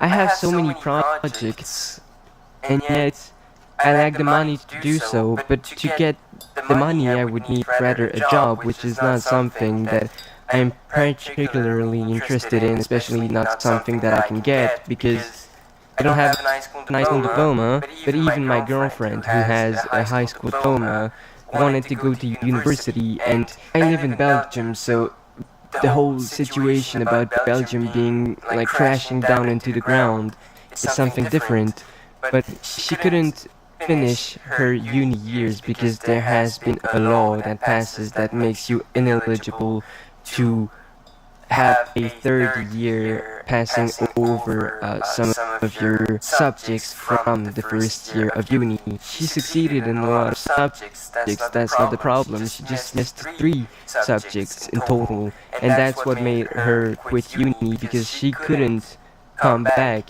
to uni. And that's a whole thing about like the Excellence Pact of Belgium and the Arizona government, which fucking weird as shit name. Why are they trying to put Arizona in Belgium, you know? Like, is the town of Belgium in America in Arizona? I don't even know. But then, why would you take the Arizona aspect of it and put it in the country Belgium? That still doesn't make sense to me. The world is getting so absurd and so fucking dark that, like, even trying to find hope in this world and in the times we are living in is getting harder and harder for many. I have a cousin who passed away because the system failed him, you know? He tried to medicate himself and ultimately passed away because the system failed him. We have the same psychiatrist and she doesn't even help me.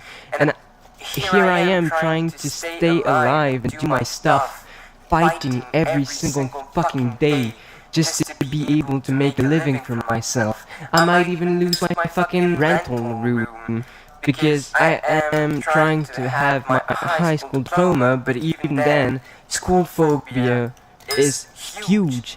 I was bullied for years, and even then, no one did anything. They actually were the ones who threw me out of school, the school system. Teenagers do dumb, scary stuff for the sake of being understood and trying to cry for help. But even then, the problem lies within the system itself. So if anyone says to me, the system is not the problem, that's when I get on my high horses and just basically fucking freak out. Because how is the system not a problem? The boomers have cut all the ways for us to be able to make a living like they did. Fucking, the economy is shit, inflation's going up, there is no job for anyone, the world is dying, it's overheating, there is fucking wars everywhere, and yes, there have been wars all throughout history.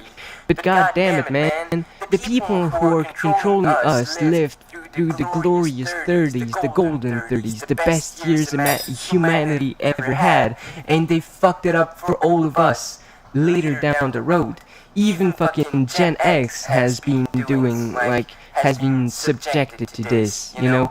And the fact of the matter is, mentality is starting to change, but it doesn't change at a rhythm generationally that makes it able to be sustainable in any capacity. Like, people of over my generation think that, like, not all of them, of course, but most of the people think that if you see a psychologist, you are crazy. But no, I feel like everyone should see a psychologist at least once a month, you know? But that's another topic.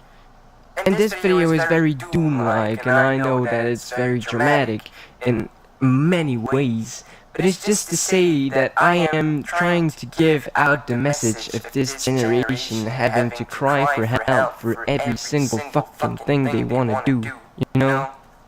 Getting a job is not possible anymore, especially if you don't have a degree. If you don't have a degree, you have to go to school. But how you want to go to school if the school fucking kicks you out, you know? And it wasn't even on me. I was trying to survive. There is no fun anymore in this world. Usually the internet would be a place where you had fun, you know? But now, nothing is fun anymore. We killed fun. People killed fun. AI killed fun. Everything killed fun. Fucking, the internet used to be a place where you would go to get out of the real world, and now the real world is the place you go to escape the real world. What the fuck? You know? Like, the real world and the internet are becoming so synergetic and fused together that there is absolutely no fucking way for people to get out of it. Even my grandmother, my 96-year-old great-grandmother, has Wi-Fi and a tablet. This is so fucking lunar to me. These people, like, especially the silent generation, the few of them that remains, unfortunately. And Gen Z has been called the new silent generation for many reasons, because there has been studies that shows that there are a lot of similarities between the silent generation and Gen Z as a character type of generation. Like, there are a lot of characteristics which are common between the two in terms of demeanor, thinking patterns, and goals for life. But even then, I feel like Gen Z is so tired of everything lately, you know? There needs to be a change, you know? Whether it is like laws or just Gen Z rebelling against everyone, which is already something that is happening. It doesn't make any sense anymore. It never really had, but I feel like we've lost the plot as a society, you know? It's just really depressing, and I feel like a lot of people want to get out of that depression state, because no one likes to be depressed, of course, but how are we supposed to be happy and be healthy when the food we eat is literally poisoning us? Everything is based on profit now. We forgot about the human. The intelligence we were given was just the biggest poisonous gift we have. Everyone is tired, I get it. And Gen Z probably more than most, you know. Because we have to deal with everyone else's bullshit from earlier generations and have to make and navigate it to make a living for ourselves. And I'll probably never be able to own a house or an apartment.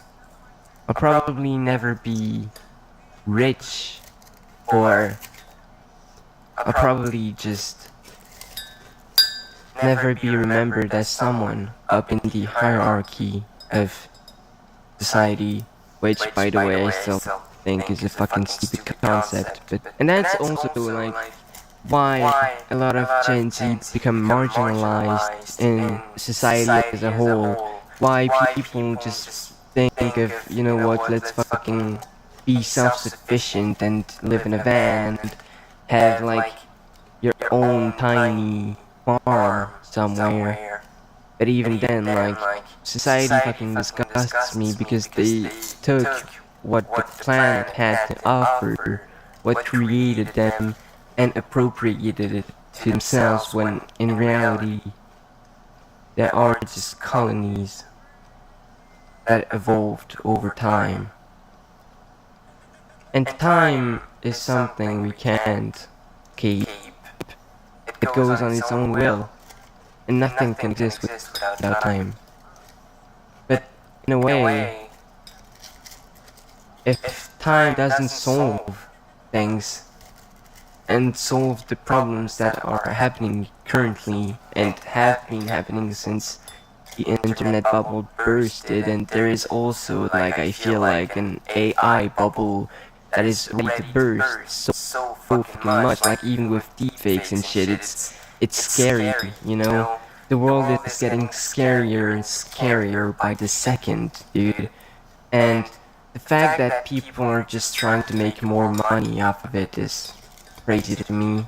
I really want to try to see the positive in things, but there just doesn't seem to be a lot of positives nowadays. I just hope the people in charge would understand it, and understand that what they're doing is, paradoxically to what they're thinking, actually killing the very people they are trying to govern.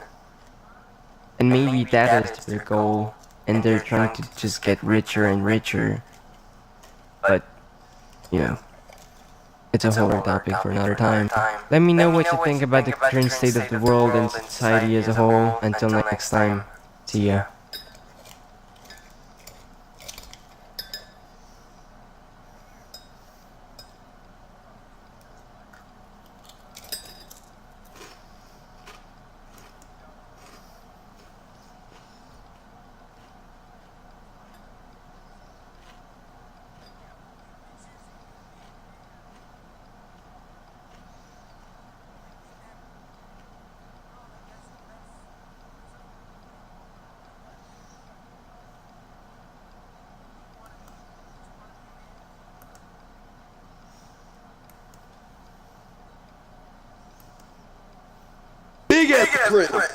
I'm starting to believe that R. Kelly was right. What? Age is just a number now. And before you call me a pedo, let me explain myself. Nobody seems to look aging. It seems like Gen Z in particular is really aging like. For example, how old do you think I am? Go ahead and pause the video and give your guess down in the comment section below. Alright, 3, 2, 1, I'm 19.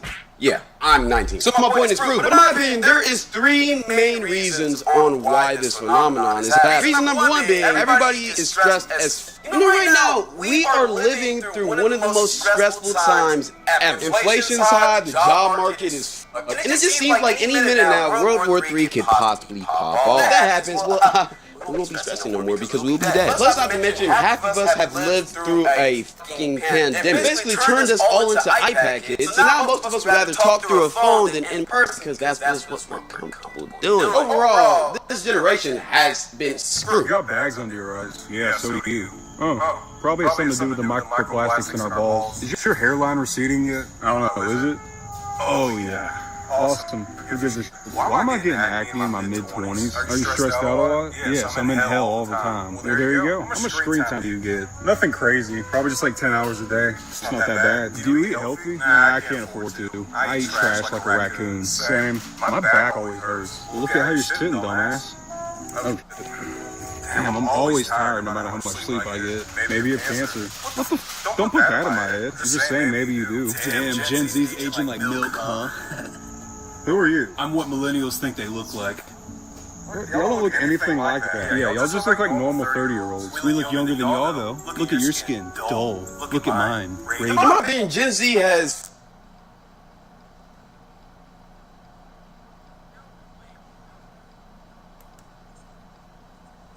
Hey, do you guys still like me even though I can't figure out how lighting works? Can we still be friends? I'm Kaylee J. If you're new here, hi. If you're not new around here, how are you doing? You came back. I'm so happy to see you again. Today's going to be a little bit of a yap session about one of my favorite character tropes. Well, not to spoil the video, but 2 of my favorite character tropes. Yeah, I hope you enjoy the video. Hi. It's been a long time, but it hasn't been the longest time. And I think we should all remember that and be grateful that I'm posting again. Also, yesterday I fell down the stair and I kind of like fainted and maybe possibly had a seizure. We're not completely sure. And I went to the ER and they sent me home. So this video is weird. You're not allowed to say anything. Because what do you mean? I'm Jinx from Arcane. I don't know anything about League of Legends. Okay, we're going to be talking about 2 of my favorite tropes. Character archetypes. The crazy woman and the weird girl. Okay, so first of all, the term crazy. Let's talk about this. Because most, if all of the characters I'm going to be talking about do exhibit symptoms of mental illness. And I don't want to make light of that. Mental illness is a very serious topic. Right? And it's already something that has been inaccurately portrayed in like every movie ever. But when I'm using the word crazy, I'm not talking about exhibiting symptoms of mental illness or being mentally ill, right? But I'm not going to ignore that connection, which is why we're talking about it. Right now, when I say crazy, especially in reference to these characters, I'm talking more about this kind of fictional craziness that we see. This abnormal behavior that's like a little chaotic, maybe dangerous to others, but also it's just kind of like for lack of a better word, fun. Half a dozen enforcers dead.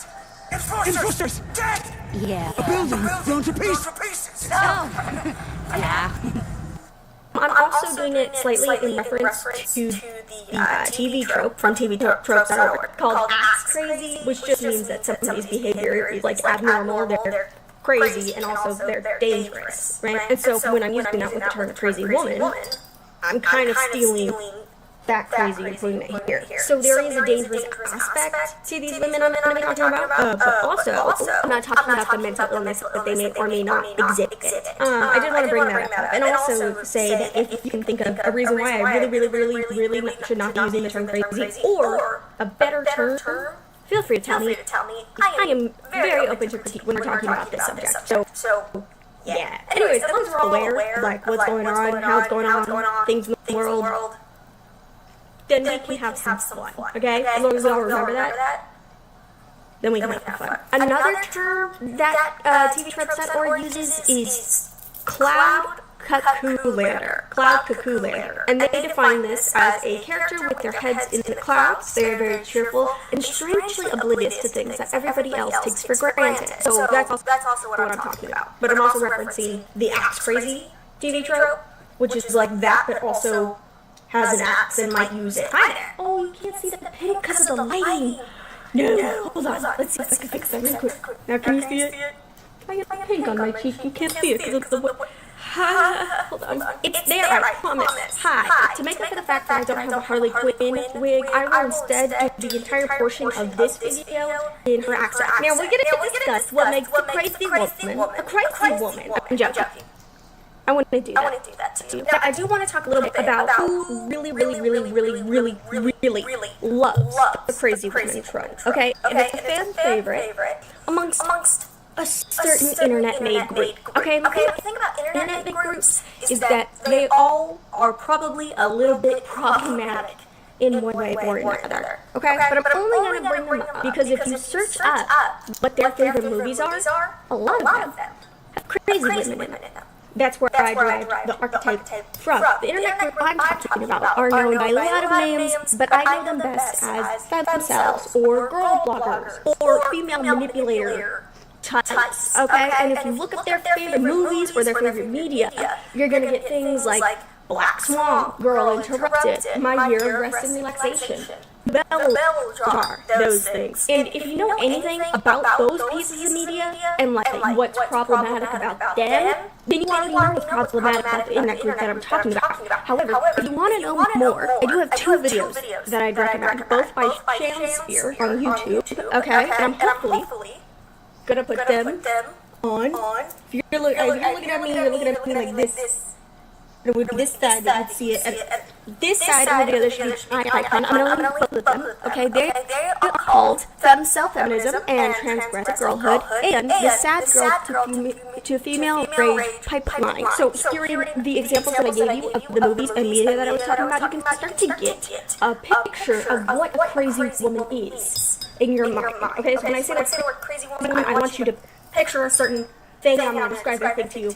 You're welcome. So, a perfect example of what I think of when I say crazy woman is the one and only Harley Quinn herself, Harley Quinn. She's like kind of a good blueprint that I think a lot of other people tend to work off of, depending on like what media we're talking about, right? Right. She's crazy and silly. Those are kind of. There's a difference between if she's acting crazy and silly, where I get the crazy woman part, versus actually displaying mental illness, which is a trope of the crazy woman. They probably have a mental illness, but that's not what makes them crazy. We already discussed it. She's incredibly intelligent, despite the kind of silliness or aloof manner or the weird way in which she presents herself, her crazy actions. She's very smart, even though she does those things. She's also highly observant. You know, she was a psychologist. She was a psychologist. Psychologists tend to be extremely observant people because it's good for their jobs. However, she's also a criminal, so she exhibits that act craziness that we talked about earlier, where she is this crazy, silly person, but she also has these dangerous tendencies. Now, a lot of crazy women, it's a spectrum on how like actually dangerous they are, from like actual murderer to like mostly dangerous to themselves, but they do have that hint of danger to somebody of violence to them. The crazy woman can kind of be used to express anger at a patriarchal society, whether literally being angry at the patriarchal society, or having that anger focus on one of the male characters. So in Harley Quinn's case, a lot of that can kind of come from the Joker. You can see where they sort of can become symbols of radical feminism, because in a lot of these cases, a crazy woman is usually done dirty by either men or the patriarchal society as a whole, and that's why a lot of radical feminists can gravitate towards them, because in essence they kind of represent the anger and sadness that a lot of women have in a patriarchal society, a society that puts them because they are women, right? So there is that kind of abuse there in crazy women. They also tend to fall into like the manic pixie dream girl area of trope as well. They're written to perform, like Harley Quinn does. They're written as a performance a lot of the times, particularly if they're written by men.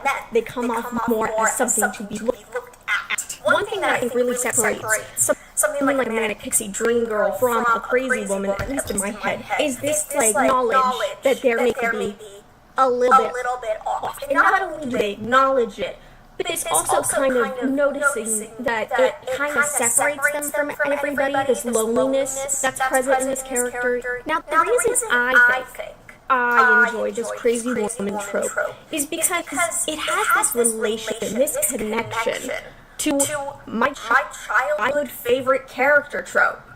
That is the weird girl. And then this is where I would transition into Coraline. Coraline Jones in the room. Hi there. I met you. I match it. It's the girl from the poster. Hi, it's me. In another cosplay, the weird girl tends to exhibit those same chaotic mannerisms that the crazy woman does, just like not as violent usually. The funny thing is that not all weird girls are really that weird. Okay, so as we watch Coraline, she's not like weird.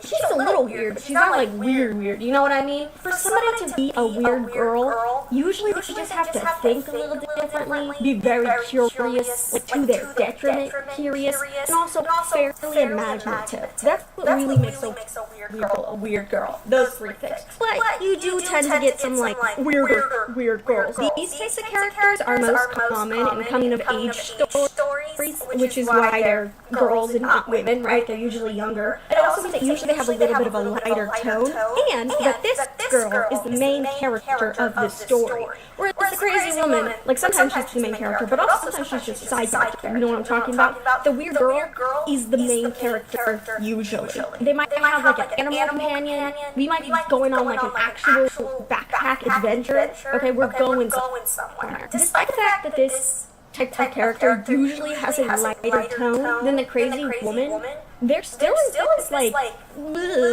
there's still this like little bit of darkness in there, usually because these characters are so very lonely, just like the crazy woman is. They're other from society, usually because they're not very ladylike. I'll get back to that. There's also like an anger there. You know, these weird girls are usually like, they have some frustrations about something or another, and they're very good at speaking these frustrations, even if the people around them want them to maybe be a little bit quieter. Almost all of the defining qualities from this trope come from its creator, the grandmother of all weird girls, Alice from Alice in Wonderland.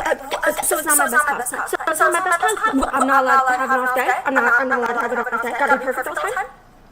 It's raining outside right now. I'm not sure if you'll be able to hear that. You might, but it's a beautiful time to cosplay Alice from Alice in Wonderland, of course. Okay, so Alice is the blueprint from which all other weird girls are built off of. And it's actually interesting for a lot of reasons, because if you have read Alice in Wonderland, you know that like Alice is pretty much just like a normal little girl, but again, she has that like interesting thought process. When weird shit happens, she just goes with it because she's dreaming, and that's what you do in dreams. Like if there's anything really odd about Alice, it is how quickly she acclimates to Wonderland. She's like, this is weird, but then she just kind of goes with it. That's like the weirdest thing about Alice, if anything. You know, other than that, she's just like a normal little girl. But we do see those traits that we talked about previously, and we can see that like all of them Alice has, right? So like she's curious, she has that unique thought process. She's very willing to like just go with the flow of things. It's also really fun to see little aspects of Alice in Wonderland in like other stories. For instance, they might have like a tea party or some sort of dinner party,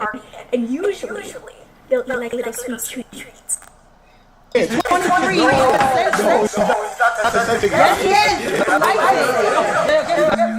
Tell me, what is a heart? If I draw a hole in your chest, would I see it? If I split open your skull, would it be there? A man's heart is inconsequential, as the ideal man does not possess a heart. If a man were to live to the standards of modern masculinity, he would be a shell of a human being, incapable of speech, incapable of feeling, and as a whole, incapable of being human. There are no benefits but sex.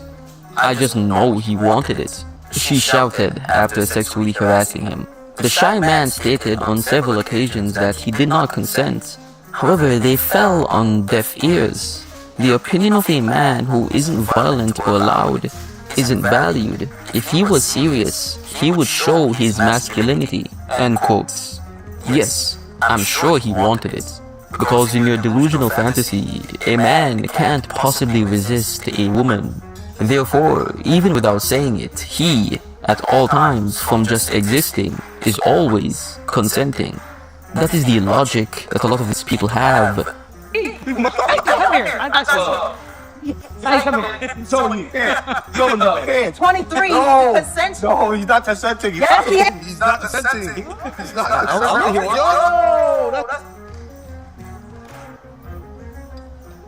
Maybe I should tell somebody that works at Twitch about this in order to make sure that honestly to make them legally liable. Because like now you knew about this, right? Like now you knew that there was sexual assault that happened. It's on video. Saeed is an innocent introverted male who got sexually assaulted by these two hooligans. And I found what this girl said to be very interesting, as it does expose the type of person that she is.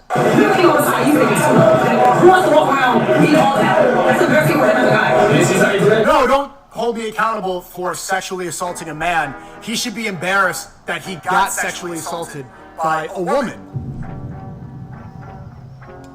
How can a man be...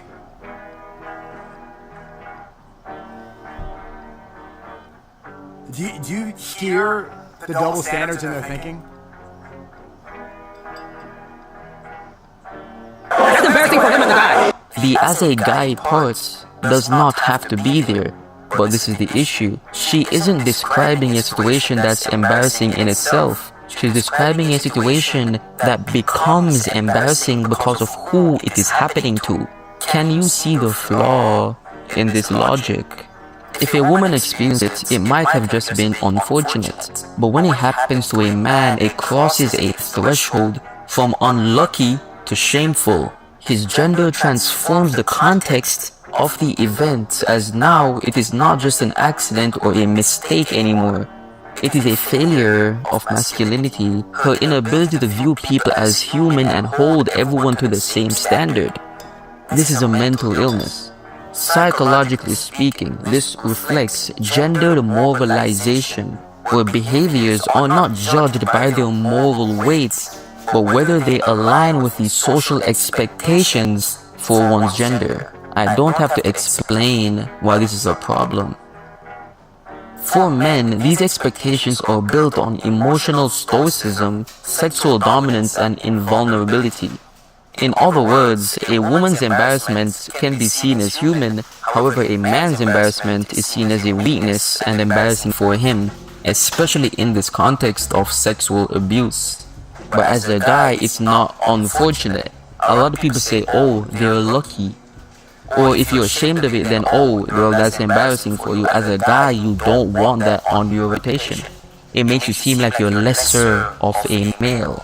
And this is how the predators and the toxic individuals think. I apologize if it was a bit wordy, however, I had to fully explain. As I'm not only calling out Nina here, I am calling out toxic and predatory people in general. Even the ones who fall into these habits without even realizing it. You need to look at yourself and see that there is something wrong with the way you think, something wrong with your brain. They explained it to her multiple times that Saeed isn't consenting, but they kept going. They did not care. A woman on Twitter with 250k followers and an entire platform shouldn't be able to say something like this and get away with it with no repercussions. I ain't gonna lie, Suki the type to, he'd be fun to take advantage of when he got drunk. I ain't gonna cut. You could definitely take advantage of him. Don't say, not trying to be like plotting on shit like that. But he definitely the type of person that'd be fun to take advantage of. But the moment a male alludes to something like this, he gets nuked and his career is over. It's simply ridiculous, and I'm not making an argument for the man saying that he should be able to say this. I'm making an argument so that we can have a better, more fair society with less victims and less men feeling like they're trapped in hell when they're just trapped in their apartment with a bunch of weird women. We gotta get a video out on this and let everybody know about it. We gotta let people know about this shit. This is some fucking nasty ass, wrong shit, hood rat, fucking ratchet, disgusting, Cardi B, wannabe, hoe ass behavior. This should be on fucking like the red light district, and it should have no fucking place on the internet. Get your hoe ass off of here, sexually assaulting people. You're fucking disgusting. Absolutely fucking disgusting. Get the fuck out of here. Like, how do you even do this? Women get support when they go through sexual abuse issues, rightfully so. I'm not against that. But men deserve it too. This isn't about gender conflict or gender wars. I'm not blaming women. It's about humanity. Regardless of sex, everyone deserves dignity, support, and acknowledgement. And for the hundreds to thousands of guys that are saying you're weak or you should man up in a situation where you got your rights violated. The darkest pit of hell has opened to swallow you whole, so don't keep the devil waiting. These are the people who beg and wish that they could be sexually abused because they're so despicable and pathetic that they never had a single relationship or a touch of a consenting woman. These are the people who will have sex with literally anything, elderly, disabled, and these are the people who end up being child prodigies. So don't get offended when you hear someone say something like this to you. Just feel bad for them and understand that their brains are not functioning. Sexual abuse, despite how inconsequential from the outside looking in, can destroy your brain on levels that only licensed professionals can understand. A lot of these hypersexual women you see out there were not always like this. It's not just a lack of parenting or brains or hormones or hormonal issues. They end up like this and hating themselves, often for reasons of sexual abuse from a young age. This applies to males as well. They just mask it very well. It is not a joke. And the worst part is how it shifts your brain chemistry. Being abused, then everyone around you telling you that it's okay can warp your perception of reality and make it dangerous going forward in life and how you view sexual interactions with other human beings. Spoken about in my previous video of how this TikToker raped and impregnated a woman by sneakily taking off the condom when she wasn't looking. This is what he promoted to his child audience. Little things like this are acts of evil that a lot of people don't have the brain power to comprehend because they were touched and or grown in situations where sexual abuse and sexual themes were a heavy part of their childhood, and they never had the guidance or the brain power as an adult to actually tackle these issues and think that, oh, I can be better than how I was, I can be better than what's around me. If you follow my channel, you know the topics I dive into: politics, society, human psychology, and the darker sides of reality, while making it relatable to a younger audience. This book that I'm writing takes all of that and channels it into a gripping fictional world where all my ideas are able to come to life. So if you guys could check out my book, I would really appreciate it. Every insight, every discussion, every bit of support that you show this video always goes straight into my dreams of building this story. It's a dream that I'm trying to bring to life so that everyone can experience it firsthand, as my dream is to be a story writer.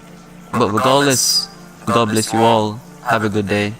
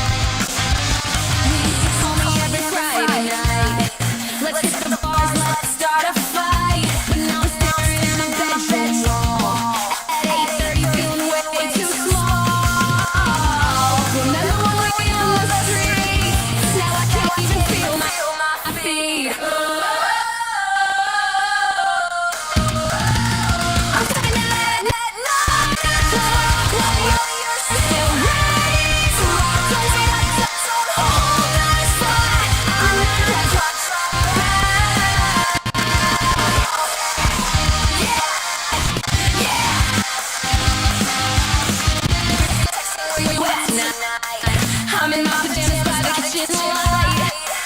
Used to rage until the sun came up. Now I'm sleep in my coffee cup. Remember when we were on the street? Now I'm my drug, I took a choice, if you know what I mean.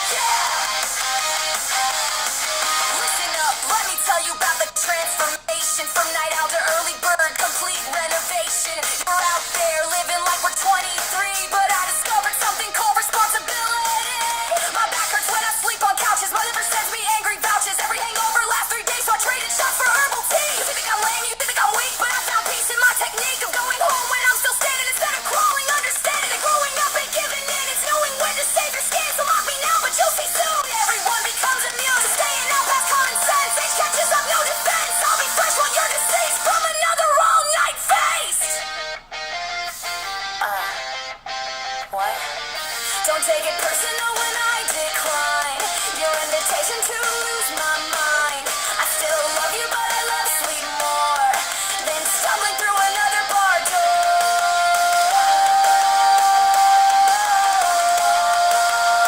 I'm tapping out at 9 o'clock while you're still ready to rock. Don't wait up, don't hold the spot. I'm the 9 o'clock dropout.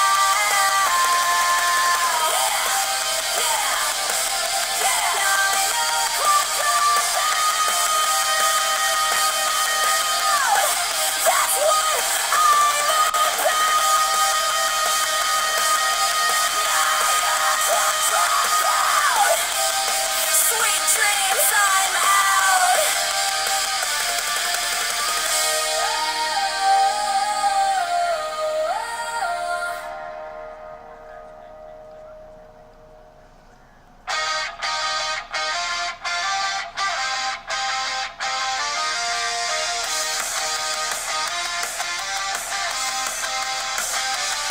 You used to call me every Friday night. Let's hit the bars, let's start a fight. But now I'm staring at my bedroom wall at 8:30, feeling way too small. Remember when we owned the streets? Now I can't even feel my feet. I'm tapping out at 9 o'clock while you're still ready to rock. Don't wait up, don't hold the spot. I'm a 9 o'clock dropout.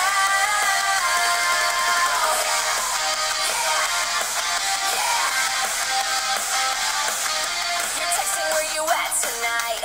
I'm in my pajamas by the kitchen light. Used to rage until the sun came up. Now I need my beauty sleep in my coffee cup.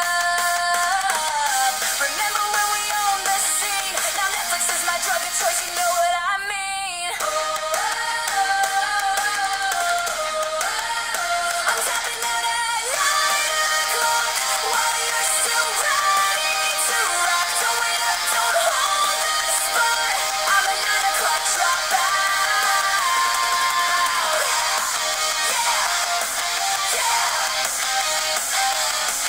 Listen up, let me tell you about the transformation from night owl to early bird, complete renovation. You're out there living like we're 23, but I discovered something called responsibility.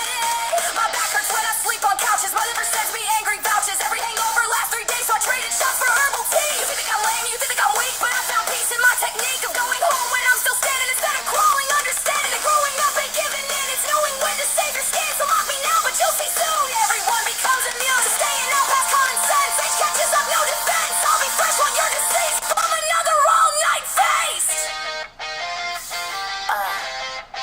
What? Don't take it personal when I decline your invitation to lose my mind. I still love you, but I love sleep more than stumbling through another bar door.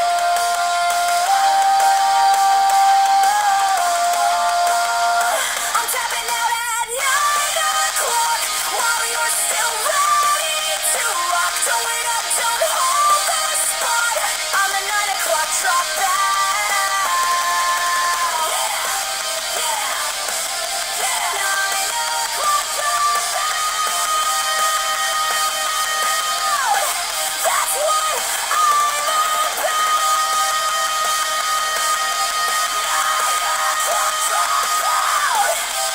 Sweet dreams, I'm out.